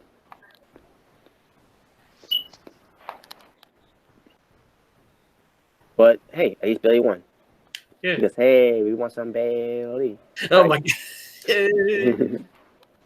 Hey, we will talk. Okay. No wrong with that. Then we get to the downfall. Besides the the sloppiness of the women's Money in the Bank. Oh boy. Rey Mysterio Jr. defeats Samoa Joe to become the new United States champion Of course. in 1 minute and 40 seconds. No, Joe's bad. Now- No, Joe's done. I told you that shit, dude. Joe was beaten less than 2 minutes. Now, I didn't mind Mysterio winning. And I didn't mind this booking of, if this was a story that I was going to tell, what pertains to, Joe being Mysterio from WrestleMania, in a minute, and Mysterio getting his get back of Money in the Bank, fine. But the freaking referee is the fucking problem, because clearly Samoa Joe's shoulder was up, but the referee is still counting it. Yeah, I was telling you guys off air. I think what happened was they didn't even know it was going to be as quick as it was, so they didn't even inform Joe and Ray it was going to be that short. So they didn't tell us. So originally, Samoa Joe, I guess, was supposed to kick out, but instead the referee just counts 1, 2, 3 without even thinking, not even telling them that they were going to match quick. Yeah. Or at least call an audible. Do something different. Do a different finish. We're gonna quit this shit because of a little nosebleed. It's not day too. Samoa Joe suffered a broken nose, which is why he didn't show up on Raw. Of what I heard, but Samoa Joe, he suffered a broken nose and he has a bleeding and everything, which is this man, he's we're pretending to wrestle getting injury from like this. Samoa Joe is one of those people. It means they're not gonna go anywhere. Oh man. You were saying, Christian?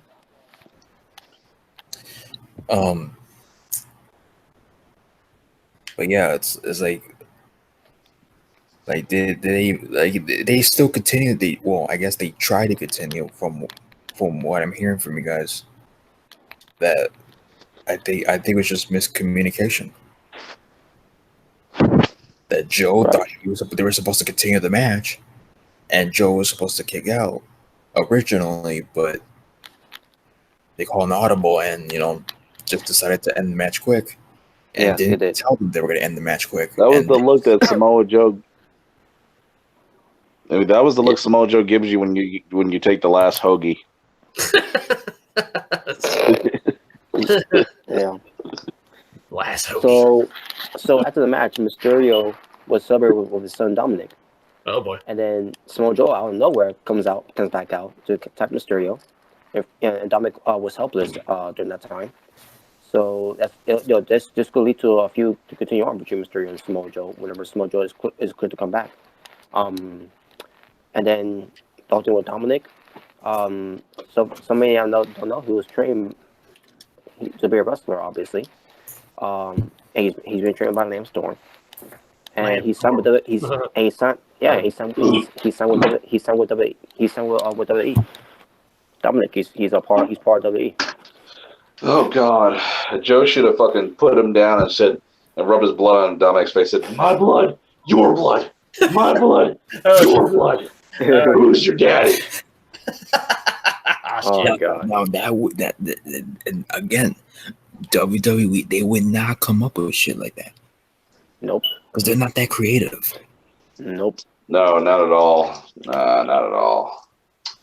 No. So that was the bloody nose at the end of the match is a pussified, and that just shows. Wow, we're just complete pussies, man. Yep. Oh, he's bleeding. Now let's cover it up. Oh no! On his finger's bleeding. We need a SpongeBob Band-Aid. Hold on. You know what that means? What the fuck?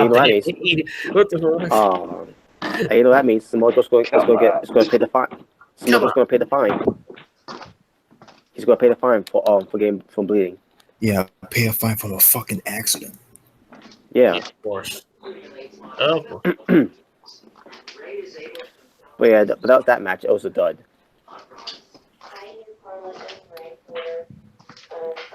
Then we get to Shane McMahon defeating The Miz by escaping the cage or the steel cage match in 30 minutes and 10 seconds. Now, here's the thing about how I felt about this match. Those damn teeth. Oh man, yes. Oh man, I can't wait to get to that part. So, I enjoyed the match for what it was at first. With using the cage as a weapon and everything. And then I was a little annoyed when the fans was changing CM Punk and AEW. I don't understand why they're acting like that. They're just having a steel cage match, and it's like they aimed to piss all the fans off or anything. But then I'm about to get to that part right now. So Miz got Shane McMahon in the figure four. Shane McMahon gets to the ropes, but the referee tells him no rope breaks because it's no disqualification. It's steel cage matches. So Shane tries to escape from the cage door. He gets his chair instead because Miz will pull him back in. Basically, a chair was using there. Miz campaigns Shane McMahon with a steel chair, and then he uses that steel chair to go for the skull crusher down on Shane McMahon. Goes for the cover, pins Shane McMahon. Referee goes for the count. Shane McMahon gets his foot on the rope, and referee says rope break. What? But you said like I said, there was no stop passing out drugs in the fucking locker room. No continuity. Michael Cole called the referee out on that. Like, referee, what are you doing? It's no disqualification. Referee, did you see RVD before this match? No continuity. at that point, I was like, you know what? This match is pointless now. I fucking lost interest. And when that happened too, the fans were trying bullshit. At this point, you're a fan. You can even check AEW and CM Punk at this point now because that was fucking bullshit. Yeah. Bullshit. Fucker, yeah, bullshit. This is And then we get oh my, Dude, and then we get to the worst finish. There you go. And then we get to the worst finish. So Shane McMahon is they're basically teasing Shane McMahon's going to get superplex off his cage to the Miz. Oh boy. But Shane McMahon is trying to escape and everything from not getting superplex into the off his cage into the ring. So Shane McMahon is dangling, makes scraps on his jersey, but Shane McMahon slips out, falls down, he wins. But there's a problem with this. You know how movies, when someone will catch you, when it takes a form of a balloon or something. For example, X-Men. Sabretooth is grabbing this guy. I forgot what was his role supposed to be. Basically to pull back into the building. But he falls down and then he holds up he holds up I guess his shirt, I guess. His collar shirt, whatever. He's like, oh, oops. I was supposed to bring him back up, but instead I got his shirt. Oops, I did it. I guess Shane's probably thinking, glad I lost some weight for that DDP yoga. I slipped right out. Yeah, exactly. DP. So yeah, but the point I'm trying to make here. So the Miz grabs Shane McMahon from his jersey. Shane slips out, and Miz, for some reason, did not hold on to the jersey. He just dropped it. And this guy's supposed to be an actor, or pretends to doing Marine movies. Ugh. But anyways, as far as Shane McMahon winning, yeah, definitely buried the Miz this point because but why did Shane McMahon have to win? Because they built him up against Roman Reigns. Of course. Shane McMahon versus Roman Reigns. What? Who would want to see that shit? Why? Yeah, fucking ready for that bullshit. Why is Shane McMahon winning matches in 2019? Shane McMahon. Mm-hmm.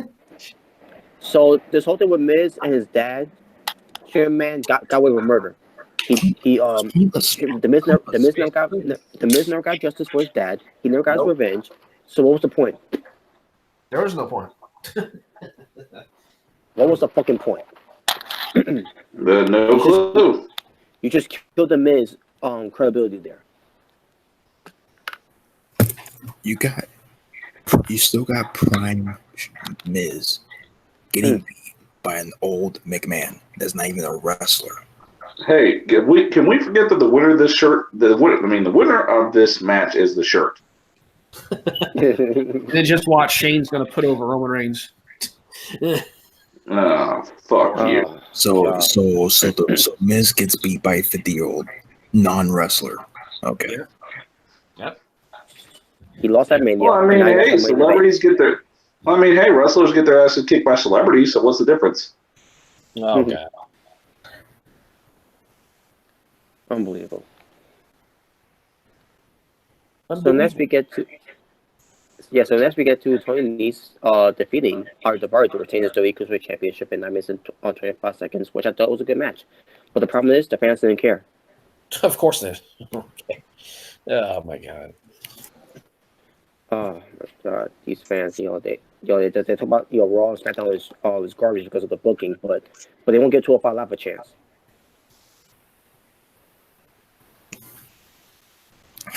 Not even NXT. Or NXT UK. Mm-hmm. And that was that match. Then we get to the man versus the lady. The sassy Southern Belle. Great. Yes. Yeah, so Becky Lynch defeated Lacey Evans by submission to retain her Raw Women's Championship in 8 minutes and 40 seconds. Well, I thought the match was good, but it didn't need to be a pay-per-view, and because this felt like a Raw match. But no, but I'm not just saying the these two. I still enjoyed the match for what it was. But here's the problem with this match though. It was the ending of the match. So Lacey Evans got Becky Lynch with a schoolgirl, and referee for some reason didn't count. Like her shoulders are down, and you're checking. Yeah, it's time to like. What are you doing, referee? I was like, what the fuck's going on with these referees? It's called drugs. Are they fucking retards? Drugs. First the referee from the National Championship match, then from the Steel Cage match, and now from the Raw Women's Championship match. These referees are fucking up. Here's the worst part. It's not even Derek Moore. The black referee who looked like a Muppet. It wasn't even him in those matches. It was someone else. I don't know. I don't remember the exact names, but it's the Caucasian referees that are refereeing this match. Shit. But anyway, but Becky Lynch won with the disarm her, and so Becky Lynch was still at the time Becky 2 belts. Becky 2 belts. And then she was going to leave. She's high-fiving with fans. All of a sudden, Charlotte comes out with her peacock robe, and she's smiling. Walking down. I'm like, oh, fuck you. But she knew she was winning. Yeah, because she knew she was winning. Winner. Winner. If I was Charlotte Flair's shoes, which I'm glad I'm not. Okay. But but let's just say I was, and I'm told that when Becky Lynch is going to go up, get ready to leave, you're gonna go out there and and tell her, we're gonna start this right now. So I'll go down there, I'll not be smiling. I'll have a serious look on my face, and I'll take my robo, throw it on the ground, like no, you ain't going nowhere. You're getting your ass back in that ring. We're doing this match right now. I'm beating you with this title right now. Let's go. You're the man. Prove it. But instead, she goes out there smiling because she got the stupid look on her face. I'm gonna win. I'm winning, motherfucker. Oh god. I fucking hate that. Motherfucker. Yeah, fucking cares. So yeah, Charlotte Flair defeats Becky Lynch to become the SmackDown Women's Champion in 6 minutes and 15 seconds. Lacey Evans was the factor of the match, by the way. She came back to do the women's right. Mike Carroll was the referee of this match. He didn't see what happened there, but he didn't see Lacey Evans. Okay, whatever. But clearly he didn't see on the punch, but I know he saw Lacey Evans afterwards. But whatever. But then Charlotte Flair goes for the big boot, right? She missed, and Becky stole it.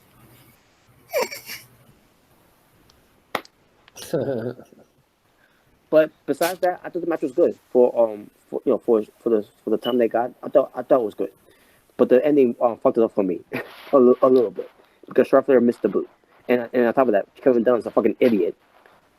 Does not do a good camera angle of it. Fucking piece of shit. Oh my god! But anyways, so Charlotte Flair is the SmackDown Women's Champion. So yeah, no more Becky 2 belts.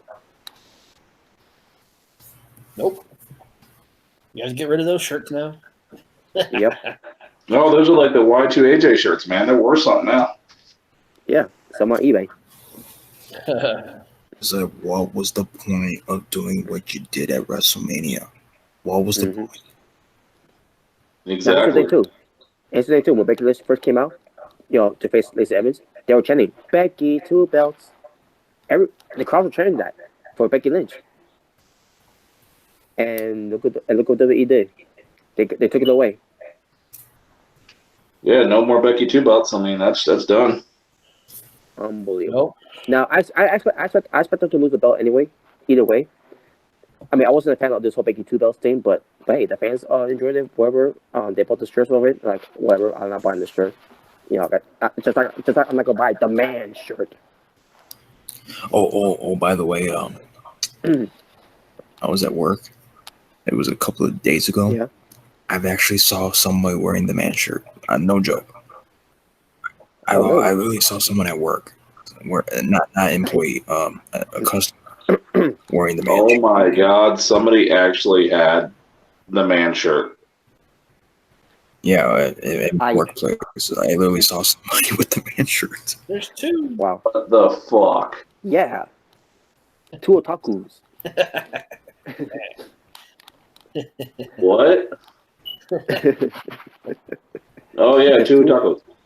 Two otakus. Yeah. Come on. But yeah, come on. Yes, Somebody spent almost $30 plus tax on a plain black shirt with white letters. Oh yeah, that took a lot of effort to make that shirt. Well, Andy will be better than the B team $3 shirt. to make that damn thing. Well, Andy will be better than the B team shirt. That is, yeah. You could have went to a dollar store, put some permanent marker on a plain Fruit Loom white shirt, and wrote beef. That's all you had to do. Yep, exactly. It's like so basically you screwed Asuka for nothing. Yeah. Pretty much. Yeah, because fuck her. You might as well have had Becky and Ronda 1-on-1, which it should have been. Yep. And Charlotte Flair and Asuka had their little rematch, except Asuka winning. Yep. Yeah. Yep. That's what they should do. But no, instead we gotta get the belt off of Asuka so Charlotte could be in the main event Yeah. and defend both titles, and then have Becky Lynch win the belts, only to have one belt taken away from Becky. What was the fucking point of Wrestle fucking Mania? I still can't believe they let Charlotte be fucking Becky. That too. What the fuck? Because Nine-time champion. Not she's 9 times. Because Vince McMahon can't help himself because Becky has been beating Charlotte Flair over, every time in 2018, and then a little bit in 2019, and then this was Charlotte Flair's get back here. Yep. Well, 9 times Ric Flair has done it. 9 times. 9 times. It was the same situation with Roman Reigns and Samoa Joe, where Samoa Joe has been beating Roman Reigns, and Vince McMahon couldn't help himself later on by having Samoa Joe lose to Roman Reigns. Of course, he just had to have his. Dude, the fact that Ronda Rousey was willing to put over Becky and not Charlotte Flair, that's just. That amazes me. Ronda Rousey puts over Becky Lynch. You know, Charlotte, I want to see what happened if your last name wasn't Flair. I want to see what happened. Yeah. And also, same situation with AJ Styles and John Cena. When AJ Styles getting the barrel of John Cena in 2016, and then in 2017, it was John Cena's get back, which I fucking hated it. Yeah, it was ridiculous. Ridiculous. And I still haven't watched that match. Okay. But because this man can't help himself, it drives me so crazy. What his guys are not getting on the barrel of his not guys, of not his guys. That he's got to get that win back for his guys. Yeah, can get those vicariously through those. Yeah, let's play. Here's my thing. Like at first, I thought Becky Lynch was gonna retain both belts because this selling T-shirts, the whole Becky 2 belt thing, this, that, and the other. I thought they were gonna run with it for a little while. That for a cheap, they just wanted that for a little cheap ass fucking cash grab on the merchandise. Exactly. It's like, so you basically wasted Becky Lynch with this whole Becky 2 belt thing. It became a waste of time. I like Becky Lynch's charisma. She's a sexy woman, but that woman can't wrestle that good. Yeah, I think she's down back at this point. She really has. It's like she just does basic moves, and it's like there's really nothing unique about her. Now they got little fucking Instagram videos of her fucking yelling at Seth Rollins like he's the bitch. Wow.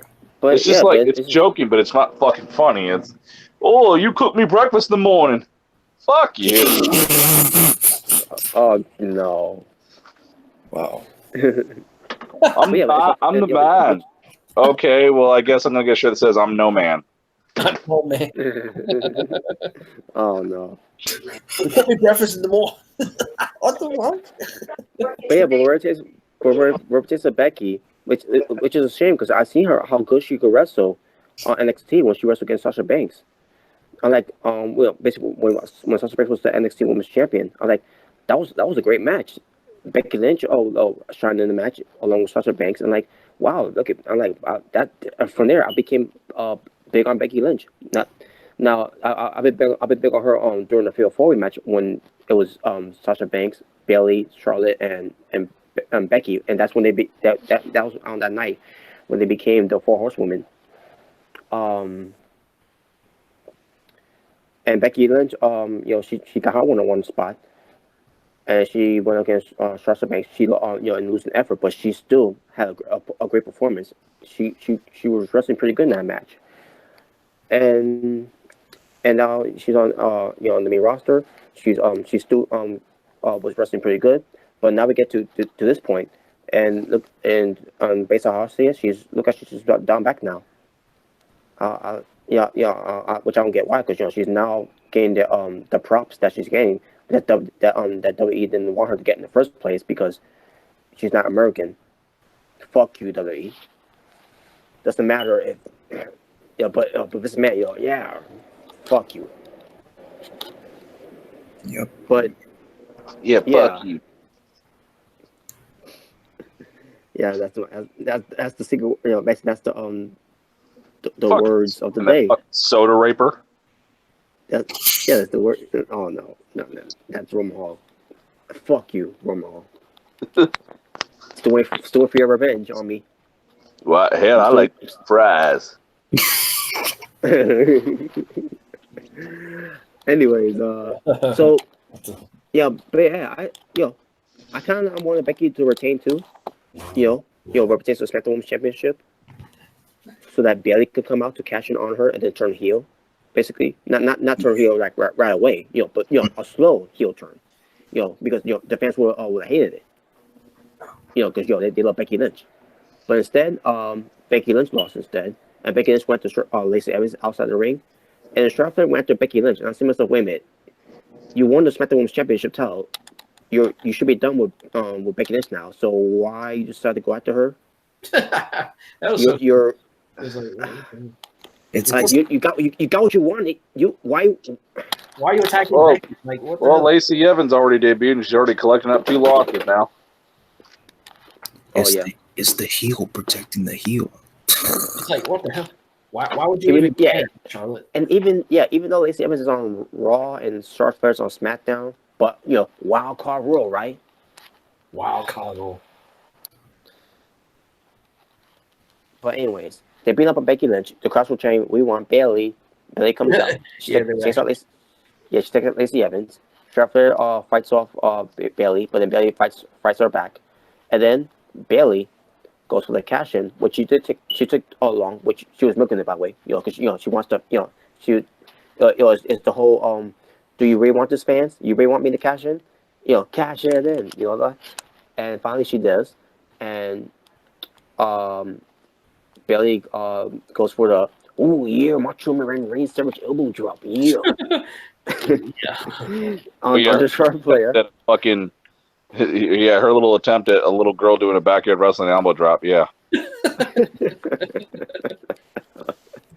and she's your new SmackDown Women's Champion in 20 seconds. Yep. Okay. Well, Charlotte still counts as getting it 9 times. Still beats Becky, and then we switched it like that. Okay. And by the way, apparently we're gonna keep getting Paul Heyman. That's gonna come out now, and apparently Paul Heyman's gonna be coming out teasing people with the briefcase now. Yep. That's what he did on SmackDown. And Raw. He's troll everybody. Just come out there going, huh? Let me do it, huh? Yeah, even though Brock Lesnar's not there, but you're gonna do it. Yeah, he's just gonna be trolling people. Paul's gonna go in the ring and he's gonna put the camel clutch, break your back, and fuck your ass. We'll talk more about that when we get to that. When we get to that main event, though. But wow, that's what they're doing. That's the whole point of it. Wow. Charlotte can win, but Lacey Evans has to lose. Yep. Yeah, I still think Lacey Evans should have won. But I wasn't that mad at it though. You know, I still enjoyed the match though. I just didn't enjoy Charlotte Flair winning. But I still thought the Charlotte Flair having a match with Becky Lynch, I thought it was good for the time they got. And then, and basically the booking here, I did enjoy the booking too. By the way, Charlotte Flair coming out there after Becky Lynch wrestle against Lacey Evans, and then Billy comes in. Basically, Karma came back to strike Charlotte Flair. So Bailey cashes in, and I enjoyed that. But rather Becky kept the belt instead of being a fucking Bailey. Well, I kind of enjoy this Bailey being the SmackDown Women's Champion. Because at least is they had to give something after they disappointed Bailey and Sasha Banks what pertains to of them being the women's tag team champions, and they failed with that one. We get more hugger fans. The crowd was actually into Bailey. Yeah, yeah. The sad part. Well, I want to bring this up too, by the way. What pertains to that? Because fans do like Bailey, and also they were excited for the cash in. And the difference between Bailey and Carmella, you see when Carmella cashed in last year, they only cheer for her, they only cheer for Carmella because the cash in thing. After that, when she became the champion, no reaction because there's nothing to give a fuck about Carmella. Yep. Bailey, on the other hand, there is something to give a fuck about when it pertains to Bailey. So yeah, and also I believe WWE's reason to do this with Bailey is because they're taking a shot at Sasha Banks for saying, see what happens when we don't show up to work, and see what happens when some checks from Snoop Dogg. Oh, well, I'm pretty sure she would. Yeah, exactly. Smooth Dog's worth more than WWE, by the way. Oh boy, we're gonna finish this up. I'm getting tired as fuck. Mm-hmm. All right, so yeah, basically they took a shot at Sasha Banks. Fuck. Roman Reigns defeats Elias in 10 seconds. So Roman Reigns was walking to they head to the ring. Elias comes on the word, hits him with his acoustic guitar. Roman Reigns sells like he got knocked out. Elias goes to do his concert thing with his with an electric guitar. He craps on the city of Hartford, Connecticut, and then after he finishes his performance, he goes to walk off, and then Roman Reigns comes out, gives him a Superman punch, brings him to the ring. No sell the pain that he had from backstage. The match began, and in 10 seconds, Roman Reigns goes for a spear. 1, 2, 3. Elias lays there acting like he was dead. So now Elias is a 10-second man. They officially buried that man so badly. I don't know what to say. What did Elias do to deserve this? So basically, he's a shitty wrestler, but he can play a mean guitar. And that's the thing too. I think he's good in the ring, but the problem is they won't let him wrestle. They always got him having to do these concerts. Yeah, he's good in the ring. That's what I meant. It's like, but they're making him look like oh crap wrestler, great singer.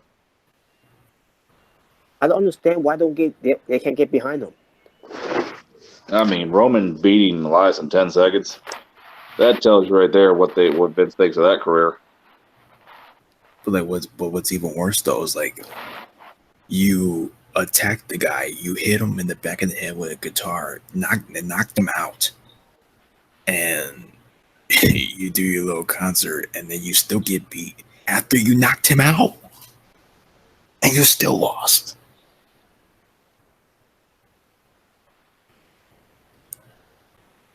Oh my God, Elias, man. If this is the best they got for Elias, they might as well just let him go. Why keep him there if you're not going to utilize him to his full potential?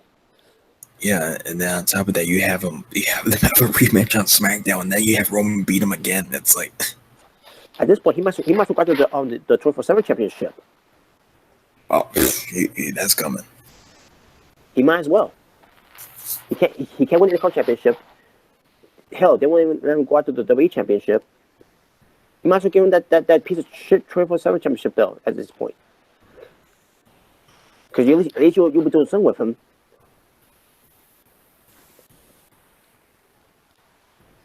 Yeah. Seth Rollins defeat. Oh, you get something? Might as well. They don't care. Yeah. God. Fucking company. AEW can't come here fast enough. So Right. Seth Rollins defeats AJ Styles to retain the Universal Championship in 19 minutes and 45 seconds. I thought this match was good. This was the best match, in my opinion, on the show.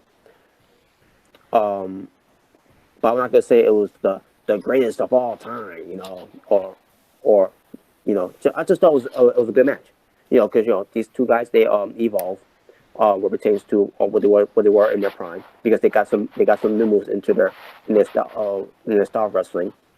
So I thought it was pretty good, this match that they had. So Seth Rollins defeats AJ Styles clean. I didn't see that coming though. With AJ Styles losing clean, but I did enjoy the match though. Counter after counter and all that. These guys were hell bent to the best performance on Money in the Bank, and that's the problem too. This would have been a better match if it wasn't on Money in the Bank. Yeah, should have saved it for a bigger pay-per-view. Yeah, like a SummerSlam. AEW. That too. Exactly. But yeah, you got anything to say about this match, guys? That's the only that match and the men's Money in the Bank. Those are the only two matches that I've actually watched for myself. I didn't expect anything less from AJ and Seth. They did their thing, and of course Seth. We all knew Seth was going to retain, but yeah. And, also the ending of the match with AJ and Seth shaking hands. Yep. I'm the better man, but next time I'm going to be the better man. But so that's basically what it is, and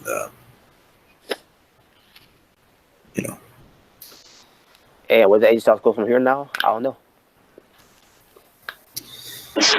apparently Baron Corbin supposedly, whatever. Nah, I got an idea. 24/7 championship. Oh, fuck Baron Corbin. Dude, AJ's better than that. He's better than that. I know he is. Yeah, fuck Baron Corbin and fuck Applebee's. And you know who else is better than that? Cedric Alexander. Canyon. And oh god. And if he was on SmackDown trying to go at the belt after that belt, Kushida. Oh my god. I really hope that wasn't Kushida. I really hope that wasn't him. What the fuck is a Kushida? Oh yeah, Kushida is from New Japan Pro Wrestling. He's part of. Oh, NXT, okay, though. some jobber. Moving on. Oh shit! Oh, come on. Come on. Yeah. Who is that? Who? Nobody knows who that is. He's a 6-time IWGP Junior. Yeah, nobody knows who that is. Nobody cares. And of course you don't. I think you'll love this. He announced himself. Where pertains to what he wears, as Marty from Back to the Future. Okay, you got my vote. Yeah, basically he's a Japanese person of Marty. But yeah, anyways, that was that match. It's got the best Endgame results right here. If this would have happened at Endgame, oh hell, fucking yes. This would have been so epic. All right, come on, bring it up. One.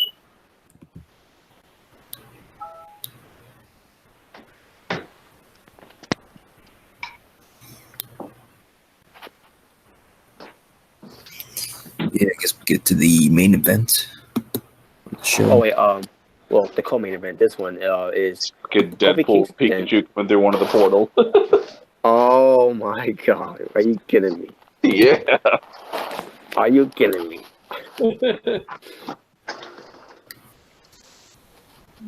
Damn it. But Kofi Kingston defeats Kevin Owens to retain the championship in 14 minutes and 10 seconds, which I thought was a good match. Kofi Kingston was wearing Jamaican colors for his New Day gear. Well, of course, Owens has to take the clean loss. Yeah, Kevin Owens took the clean loss. And also in a way they kind of protected him too, sort of, because of the whole taking the shoes off of Kofi Kingston, and Kofi Kingston was barefoot for his Jordan Paradise move. But I thought the match was still good though. And Kofi Kingston retains, obviously. There was no way he's gonna lose the belt anyways. But any thoughts about that match? Like I said, I only saw AJ, Seth, and the Money in the Bank. So Otaku got thoughts. Yeah, Otaku. It was a good match. I just would have preferred Kevin Owens won. That's just me. KO Mania. Yeah, KO Mania. But it says Kofi Mania. Oh. Of course. All right. Now, before we get to the main event, honorable mentions, because it is very important for the Money in the Bank for the men's, which lasted 19 minutes.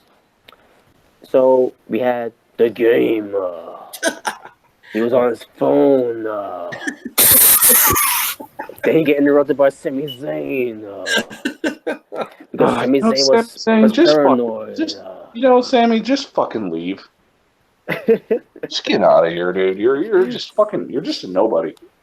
Yeah, just leave and go back to be El Generico, because clearly WWE that had no plans for you, other than you being a troll heel. Yes, give Sammy a 4-hour belt and just set him on his way. Hey, Sami Zayn should have went after the 24/7 belt like everyone else did on SmackDown. Yeah, make him leave with the belt. Get out of here. Instead, he was just standing there, look like a doofus. You just make him look like an idiot. He came back. He's not even repack. You just made him come back as a whiny bitch. Yeah. Yeah, talk about how the fans are toxic and they're all a bunch of morons and all that dumb shit. Yeah. Well, somebody said something about that that's supposed to be like what Vince McMahon told him to say. Yeah, exactly. Why would I? It came out too. It came out. I don't remember when it came out, but it came out that it was all Vince McMahon. Yeah, we talked about this in the other Asylum show, the previous one. Yeah, it was.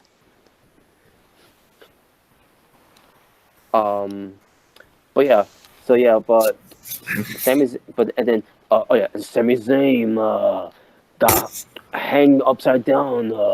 What? They was taken to the hospital. That's what I heard. What happened to him? So I didn't see the segment, but this is what I heard. And I thought it was Braun Strowman, but I didn't believe him, even though he said he didn't do it. So I asked him to leave, and he said whatever. And then we get to the match. So,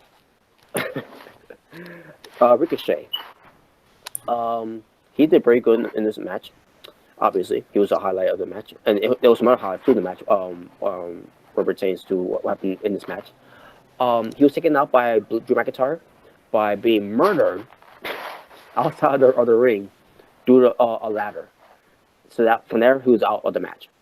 But he was he did a pretty good performance in the match. I just wish he would have done. They would have let him do the 630 off a ladder. That would have been pretty cool. But no, they didn't do it.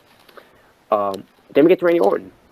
Randy Orton at one point gives Drew McIntyre an RKO off a ladder, but that was later on in the match. But in the match, in the beginning, Randy Orton does his back suplex onto the broadcast table like he always does to a Ricochet, a Finn Balor, Mustafa Ali, to a point when Randy Orton was going nuts for that. The crowds were chanting Randy Orton. Randy Orton. They were going nuts for Randy Orton because of that. So Randy Orton at one point tried to come to the ladder to get the briefcase, but unfortunately he couldn't get it because all the bright lights I'm blind. No, that's not what happened. That's not what happened. Yeah, again. It wasn't because of that. Someone must have knocked him off. I don't know. It probably was the bright light though, but whatever. Anyways, So Finn Balor. Oh yeah. So yeah, Finn Balor was a highlight in this match too. He was doing good in the match too, and also what pertains to him taking all of the punishment. So Andrade Cien Almas had a ladder set up from the rims and on the rope, and he goes for a sunset flip powerbomb to Finn Balor, and Finn Balor bounced on the ladder, way up high, and then lands on top of the ladder again. And at that point, the first shot, the ladder fell down, and then Finn Balor had another fall on the ladder, where holy shit, and like, oh my god, he got killed. Finn Balor got killed right there, and the crowd were chanting, "Yowie Wowie," which is I know it was annoying, but which is is a sign that the fans are. Yowie Wowie. Because it's a sign that these fans are into something that has nothing to do with the match, which is Bray Wyatt. They're fucking gay. But holy shnikes! Who? We've solved the mystery, gang. Yeah, we did. But at the end of the day, who cares? Because it is. But at the end of the day, who cares? Because we get the same fans that were chanting to Becky 2 belts. Look what happened with that. So Bray Wyatt, don't get your hopes for that one. They'll fuck it up in the end of the day, anyways. And Finn Balor also took another last spot. But basically, Finn Balor was one taking the most punishment in this match. Props to him though. He was taking like a champ, and was still going too. Drew McIntyre.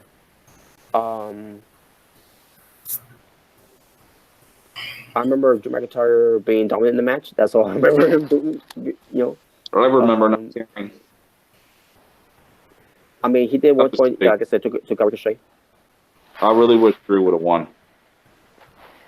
Yeah, he wouldn't been better off winning. But at the same time, I like someone like McIntyre for the way he looks and everything. But at the same time, someone else ends up winning, or who didn't need it anyways. But Drew McIntyre, they need to do something with Drew McIntyre because he deserves to be champion. But they don't see any value in him. I understand. I don't get it. But I can't believe how many people. I can't believe how many people like fucking New Day, man. I mean, just pure gay fucking fans. Well, if they had nobody else in there, they probably would love it even more. Dude, it never fails me. New Day rocks. Go fucking jump on Brit. I don't get how it's like they've been going on for 5 years. Mm-hmm. How they've beyond me. People like gay shit. They just do. The gayer it is, the better it is. Yep. They have no place. No place in the wrestling. Nope, no place. So Drew McIntyre, he did pretty well in this match, but he was obviously everyone's favorite to win as well, but he didn't win either. But Baron Corbin, didn't care for Baron Corbin, but he didn't do bad in this match. He chokeslammed Mustafa Ali to a table, or a broadcast table, when the fans were chanting, "You still suck." I ain't gonna lie, man. That fucking chokeslam that he did was badass. Yeah, it was. Yes, I agree. Be giving a lot of crap and everything because he deserves it, but that was pretty good. But the fans still chanting, "You stuck" to him, and at the same time, yeah, I do agree. He still sucks. But I'm glad he didn't win. That's the one thing I'm glad that didn't happen. Andrade Cien Almas. I already talked about the whole thing where he did the sunset flip powerbomb to Finn Balor on the ladder. Just take his bump I ever seen. And then he took a Spanish fly by Mustafa Ali off a ladder, and with Michael Cole.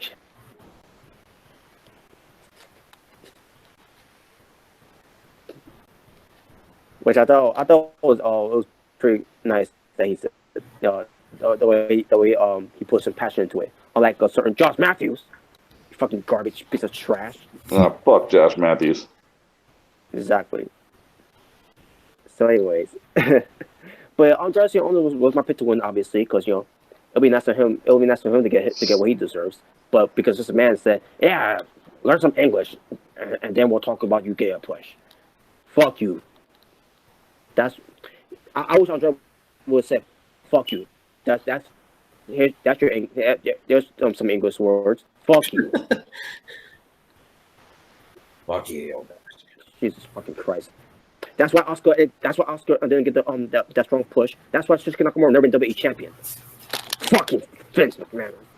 You racist piece of shit. Oh my god. Exactly. Fuck that. Fuck that dumb. Fuck that dumb bitch piece of shit. I just fucking hurt myself. Fuck. Anyways, maybe try to calm down. So Mustafa Ali, he was of what I heard, he was supposed to win this match. So, you know how Daniel Bryan has talked about Mustafa Ali coming into the SmackDown and everything, basically put him over, that he could be a big star and everything because he's very good, which he is. And then before the pay-per-view of Money in the Bank, I believe it was on a Saturday, they did a series. I didn't know they did a series of it, but when I found out about it, like, oh, because I found out on the Sunday, I found out about this. Like, oh, so they did a series about Mustafa Ali, and I said to myself, wait a minute, is he gonna win? Like, wow, so they're going all the way with him. Basically, it was on WWE Chronicles. I haven't seen it yet. I'm gonna check out to see what's that about, because I obviously know what it's gonna be about with the same thing with Mustafa Ali, or him working hard and everything. So yeah, Mustafa Ali, he was doing some good spots in the match too as well. Taking some bumps, doing some elevated moves as well. And I thought he was gonna win here. I'm like, oh shit, he's gonna win here. Oh shit, and then this happened. No, wait. The greatness happened. So it wasn't Bobby Lashley. It wasn't even a Bray Wyatt. Not even Kane, May 19th.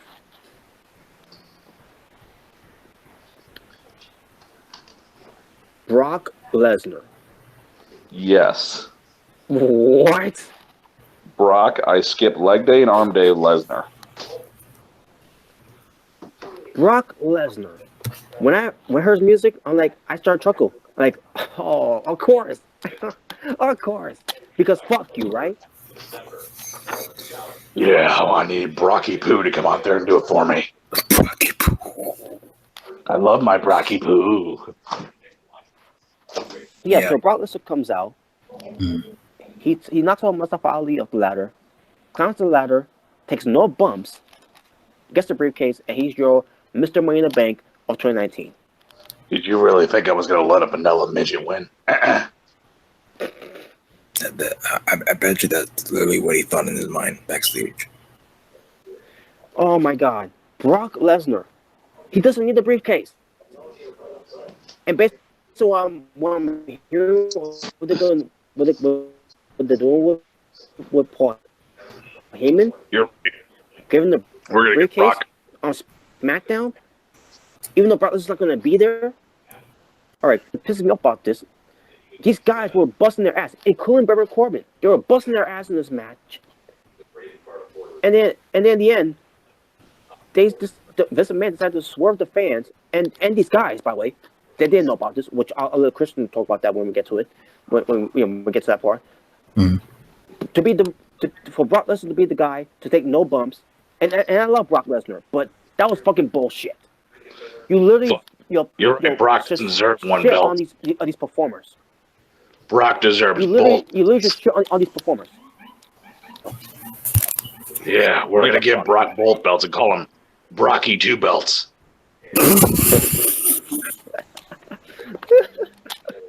Oh yes, and that needs to sell.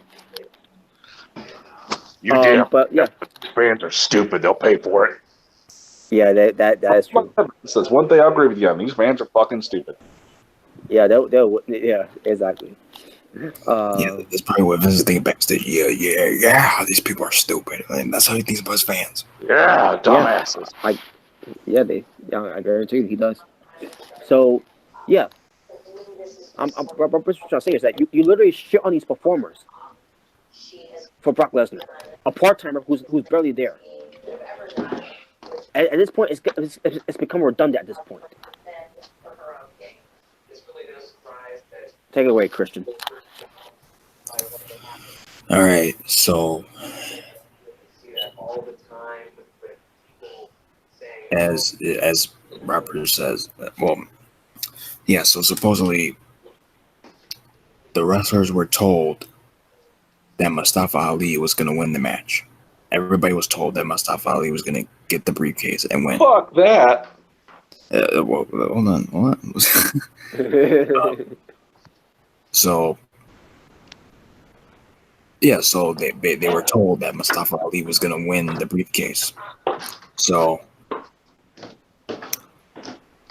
these guys were going into the match not thinking that Brock was going to be in the match, let alone be a part of the pay-per-view. They didn't even know he was going to be in the pay-per-view. They didn't even have the word Brock in their mind right then.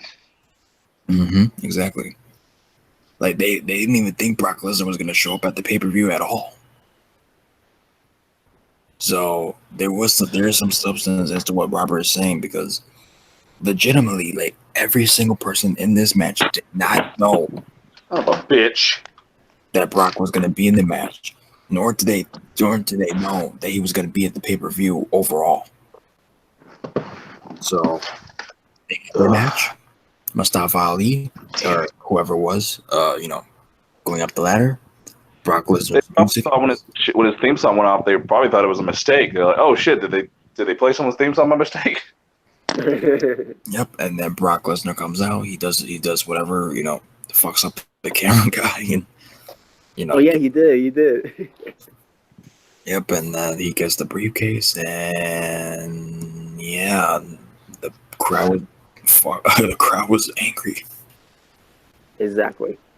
Brock saggy tits Lesnar.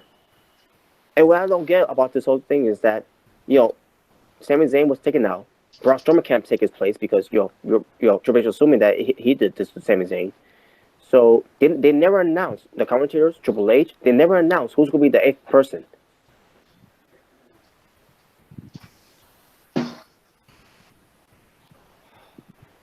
Yeah, so these guys were thinking like there was just going to be 7 people. Yeah. Oh my God. Yeah, man. Now here's the thing. Supposedly Fox wants Brock Lesnar to be the WWE champion. Whatever. It's Fox. It's SmackDown. If you're gonna put the belt on, you're gonna put the belt on. Whatever. Mm-hmm. But the fact that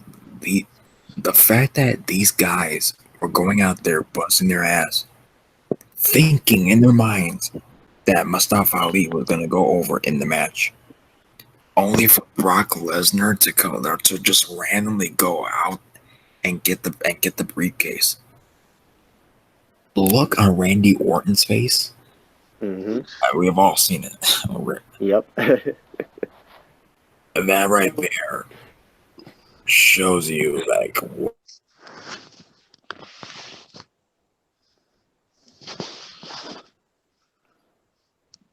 What was the point of the fucking match? The match was good until the ending. wow, you Vince, you really went up. Yep. Like Exactly, Vince. This is like, it's not the fact that Brock won that Brock won, so as much as the people in the match not knowing that Brock was even going to be at the pay-per-view. Should just put Brock in the damn Money in the Bank. It's like you're going to swerve your own fucking employees. The fuck is wrong? It was not even a good swerve.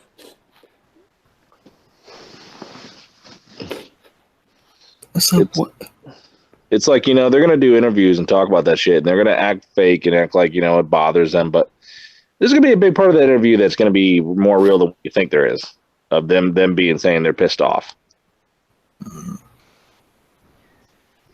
Oh, my God. I'm glad this company really should be called Brock Lesnar and Friends.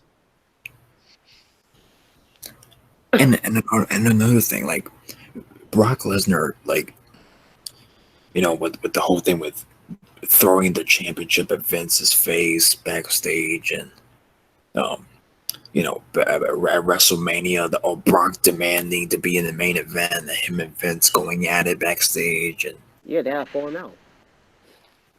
and like Vince is rewarding Brock Lesnar for being a fucking prick. Yep. Because to the performers, fuck you. You can't touch Vince. Brock Lesnar of his of what he is. Like, really? That's why we can't build any new stars, because you always rely on the past. Vince loves the cock. And again, like you're gonna put the belt on Brock, whatever, but you're gonna screw over your wrestlers in the process. You damn right. That's why no one gets over. It's like Brock don't need the briefcase. He don't need it. If you're gonna, he doesn't need it. Find another way. If Fox wants to have Brock Lesnar be the SmackDown, be the WWE champion, there's other ways to do it. Not screwed over. Have somebody in the match.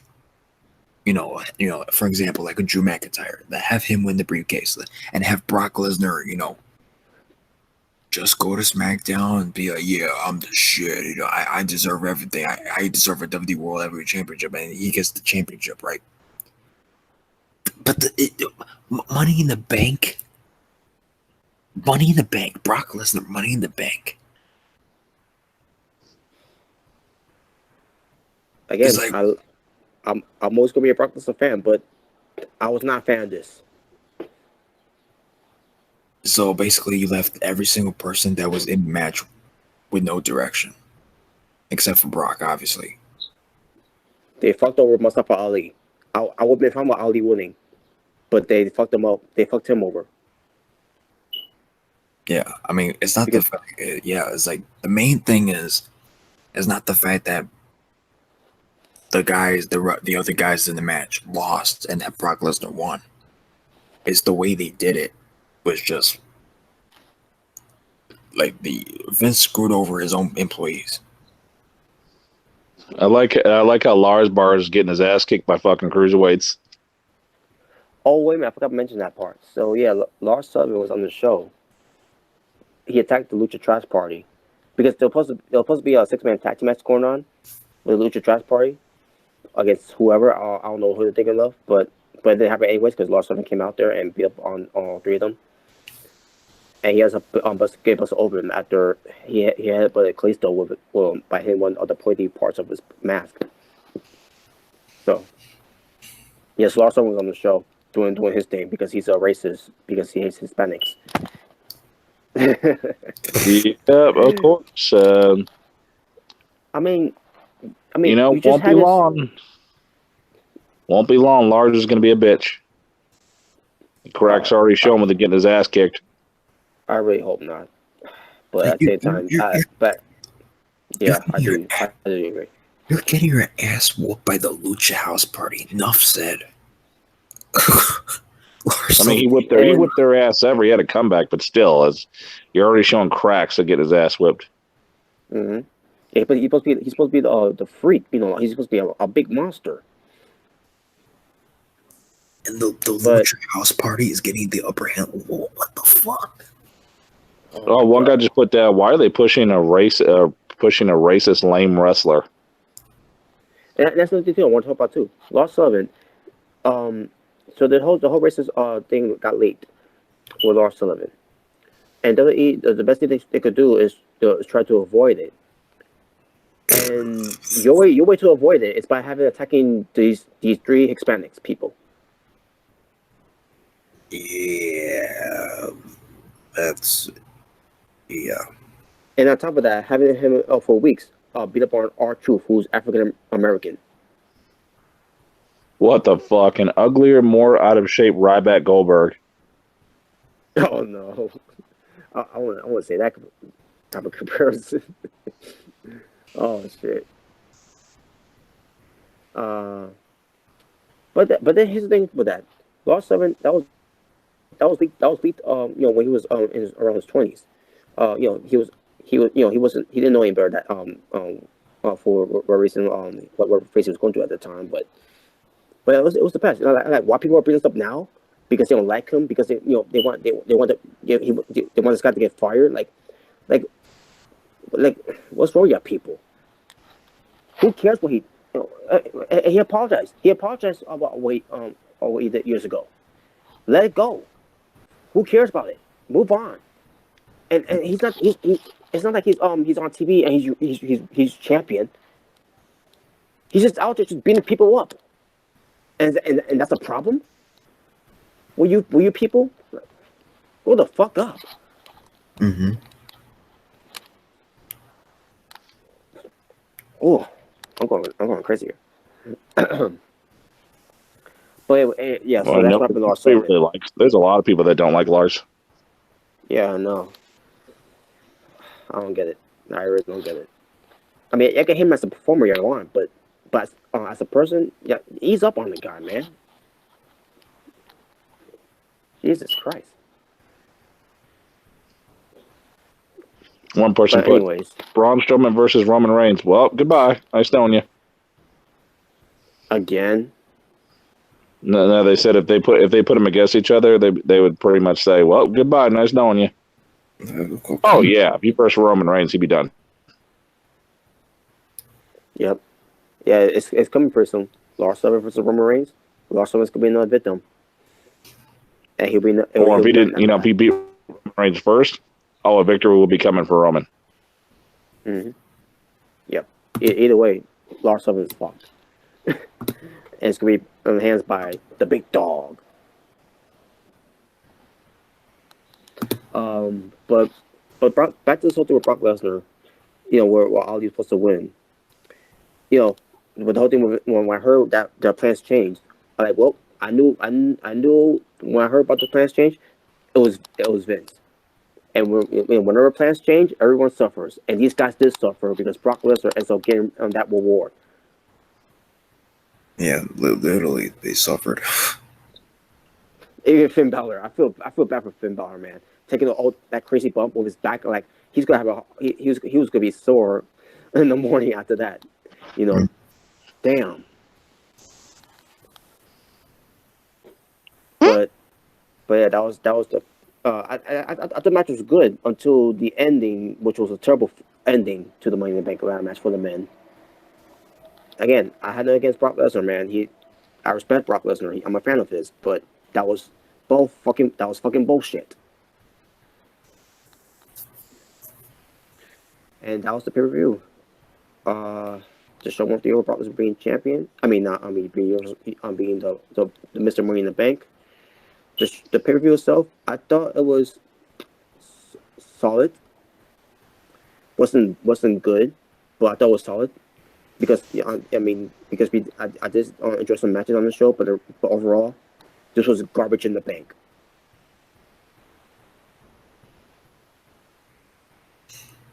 Is Wrestling with Tacos still there? Yo. Yeah, I'm here. Yeah. What were your thoughts on how the match ended? Man, like you said, Lesnar doesn't need Money in the Bank. They could have given that to somebody else. Could have given it to Lashley. Could have given it to McIntyre. Or Mustafa Ali, which was the original plan. I didn't. I just thought it was stupid.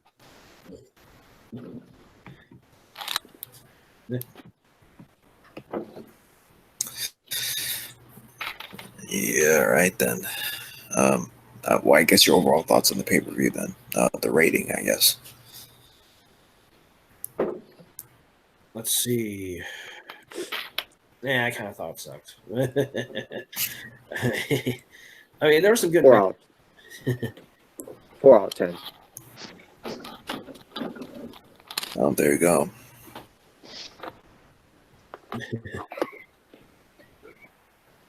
Yeah, that's crazy, man. Vince, he screwed over his own fucking talent. Vince, just take the dick and put it in your own ass. I mean, you might as well. Since Brock Lesnar, he's even in charge of fucking Vince. Basically. Like you're gonna have a man, you're gonna have a grown ass man like disrespect you like that, like treat you like garbage, and you're gonna give him the briefcase. It's like what? He's rewarding bad behavior.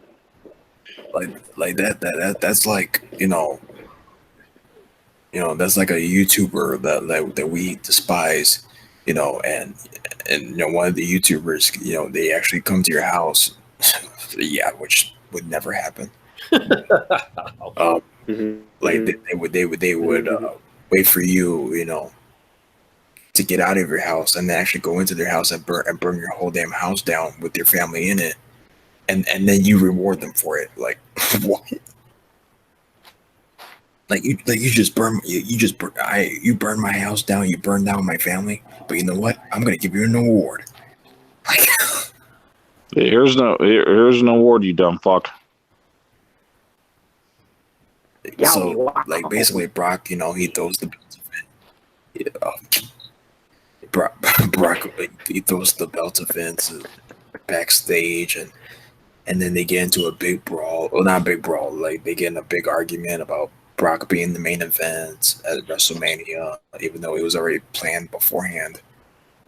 So I don't know why Brock was complaining the night of, but they had their altercation, and then he comes back and wins the briefcase. It's like, hey Brock, here's an award for sucking my balls. Yowie, wowie. Yeah, you're gay. You don't get any. Oh, Yowie, wow. yowie, wowie, Scooby Doo. Let's solve the mystery. Come on, kids. We solving. wow, Scooby Dooby Doo, where are you? Like, Yeah, today kids, this is brought to you by the letter F for fucked in the head. well, basically, Vince is rewarding. Oh, look at that Nickelodeon. John Smith surprised a kid's classroom. Who cares? I don't care. Anyway. Oh god. But basically, Vince McMahon, he's rewarding Brock Lesnar for basically punching him in the face, pretty much, or slapping him in the face.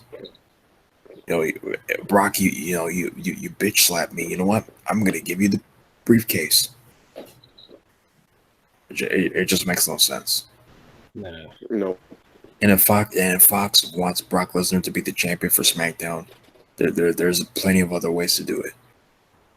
Look at John Cena visited a class of kids. I don't give a fuck. It's like Fox. Right. Oh god. Yeah. Has some influence of. Yeah, they got him in a suit now. For some reason, he's on this fucking. Yeah, for some reason, John Cena's on this kick right now where he's dressing like a fucking lawyer. Oh fuck. Cringe, garbage, trash, phony. Anybody hear me? That's everything. Yeah, we hear you. Mm-hmm. What's trash? Can you hear us? Yeah, I hear you. John Cena. Yeah. Basically, I'm saying John Cena is garbage, trash, phony. I had to walk into I call it the cheap pop for kids. Oh my god, Cena! Little girl made him a little birthday wish card. Oh, whatever. Of course, it's on camera. Mm-hmm. Yep. Of course it is. He's been dressing up lately like a fucking little lawyer or some shit. It's like, what did you? He ain't even John Cena anymore. It's just people power. Or JBL. Yeah. Yeah, he's working for JBL's cabinet.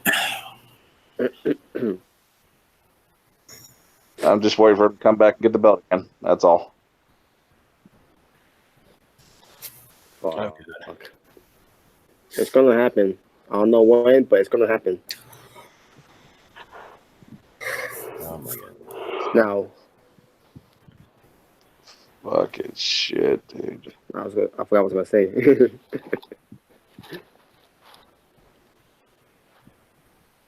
Does that have to do with Brock?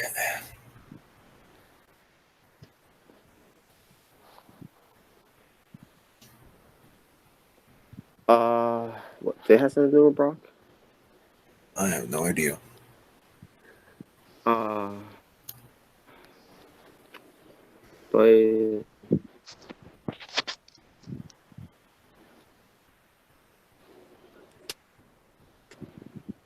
yeah, I really can't remember. Oh, whatever. What? Hey, Crybaby Ziggler.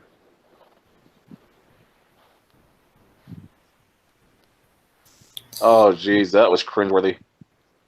Yep, it was. That was so bad, dude. That was so fucking bad. It's I'm like, why is he crying? And you will love me. You will like everything about Ziggles. Oh, that was awesome. Hashtag Ziggleman. That was the video. I just heard the audio from. I think Christian played it, or who? I don't remember who played it, but I'm like, oh my god, it sounds terrible. So yeah, like Dolph Ziggler. So basically, for the next WWE Championship, it's gonna be Cry Ziggler versus Fruitcake Kofi Kingston. Yep. For the WWE Wow. World. Yep. It's gonna be the super. I have to beat you. I have to. I have to beat you. Why the fuck are you crying? Was he? Why the fuck you crying? What's your I mean, he crime? explained why. But, Now, but what? How's that going to sell the match? we know there's no chance in cat's balls hell that Kofi's going to lose that belt to Dolph. No, especially in Saudi Arabia. You'd have to pull the whole Big E turning heel immediately. Mm-hmm. Which But he's not clear to wrestle, but they haven't show up though. And as much as Dolph Ziggler's been a champion, been a joke for the past few years, what makes you think I'm going to take it serious with him being the WWE champion? Get the fuck out of here. Especially with him crying. Like, I'm gonna win the world championship. What the fuck is that? You will love me. You'll respect me. You'll like me. No. What's even worse, Robert, is I went to the post on Facebook of that video. Every motherfucker in there. What a great promo. Oh my god, he was so passionate. Wow. My, Are you kidding me? that was not. Am I ever kidding about these That was fucking not shit great fans? promo. It was him crying, not getting. It Oh my doesn't God. matter what WWE does. These fuckers eat this crap up. I don't give a fuck about Dolph Ziggler 2019. I just don't. I don't care. Oh my god, why is he still there? I thought he was gone. He was. But of course, Dolph Ziggler, he's gonna take the bait. Yeah, we're gonna, okay, Ziggler, you're gonna go to AEW. Why? I'll tell you why. We'll let you stay. You know what? You're gonna go for the championship. And Dolph Ziggler took the bait. Yeah, he did. And I hope Sasha Banks doesn't take the bait too. Why not? I'm just like Ryback. I'm stupid as fuck. Oh god. Yeah, whine and complain about how WWE. Yeah, whine and complain about how WWE has been treating him, but yeah, keep on re-signing with the damn company.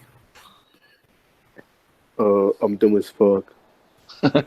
He is. Like me, please like me. Oh God, leave Brittany alone. That's gonna be John Cena's promo. That's gonna be John Cena's promo. Basically. Well, at least Cena wasn't crying. Yeah, with him. It's like Ziggler, you're done, dude. You're just fucking done. There's no more Ziggler push coming. No more. Like I was expecting like Big E, to finally turn heel and attack Kofi, but no, instead they're still together. I guess because they're holding back on Big E since he's not fully back yet. Yeah, not fully clear to compete yet. But of all people, to face Kofi Kingston for the championship for the next pay-per-view, you have Dolph fucking Ziggler.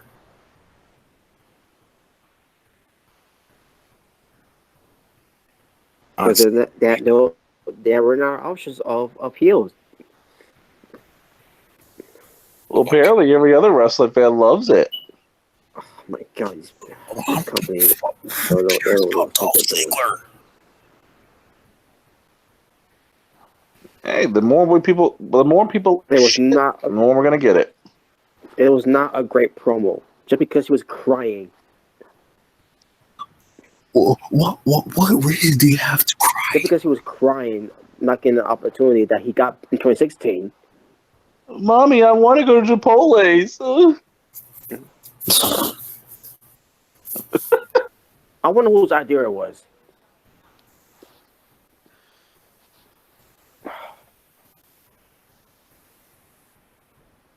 It's terrible. That was a terrible promo by Ziggler. That was terrible. Oh no, Christian, that had charisma. It was great. God, these people pointed over. It's worse than putting over the 24/7 championship. And they're praising that too. It's different. That is the dumbest excuse I ever heard. It gives them something to do. I still can't believe somebody's already created the 24/7 belt in 2K19. You ain't got no fucking life, dude. Oh my god.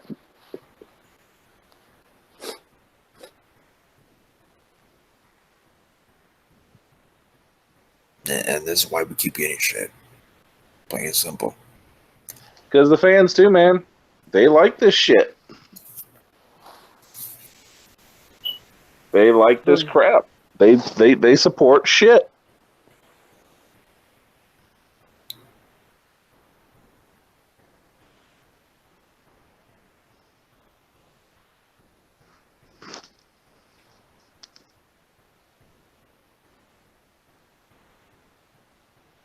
Yeah, so is that you guys' last thoughts? Like the bank. Don't care for Money in the Stank. It sucked. I just gotta say one thing too. It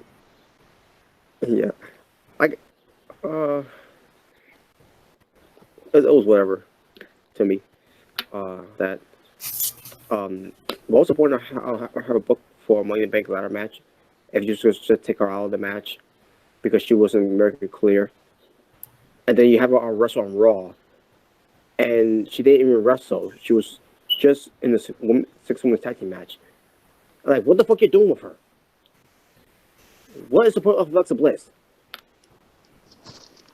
Yeah, you're gonna put her in the six. You're gonna put her in the six diva tag team match, and she's not even gonna wrestle in the match. She's gonna stand there the whole time.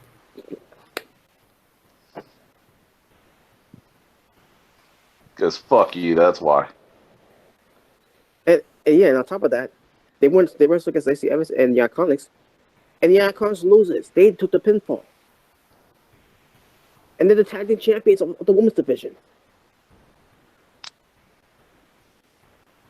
I wouldn't want Sasha Banks to come back. And Sasha Banks, I hope she doesn't take the bait too.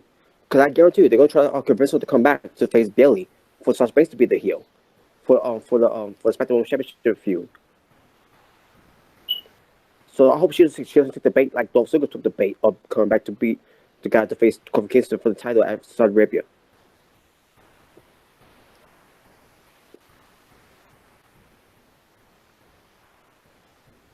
Crybaby Ziggler. Yeah, what a great gimmick.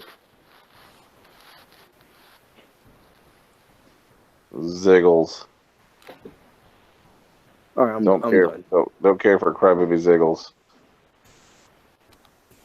Cry Ziggler versus New Day Kofi for the WWE Championship. Kofi is still a New Day member. And Dolph Ziggler is crying. And irrelevant. Yep. Oh yeah, what a great championship match that's gonna be. Sure is.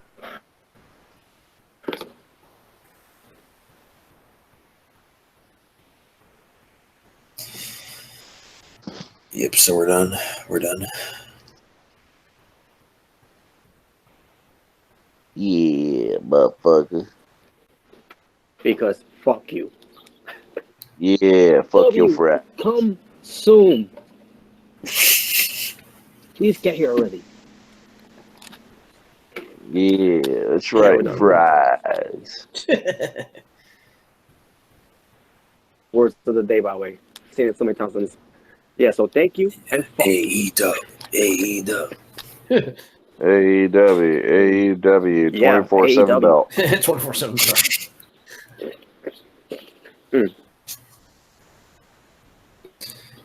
All right, well, More I guess hardcore. yep, that's it for Asylum episode 95. 95 with your fries. Shit. And these And nuts. if you don't like it, beat it. Because no one wants to be defeated. Oh, I didn't have to beat it tonight, boy. I got a nice good little fucker in the back of SUV. Oh. Yeah. Yeah. Felt good, man. Felt good. Oh, Fuck wow. behind a bar in an SUV. Hell yeah. Damn. All right, yep, that's pretty much 95. So, thank you guys for tuning in. And we Yowie are- wowie. Oh, fuck that piece. Peace. Wowie wowie.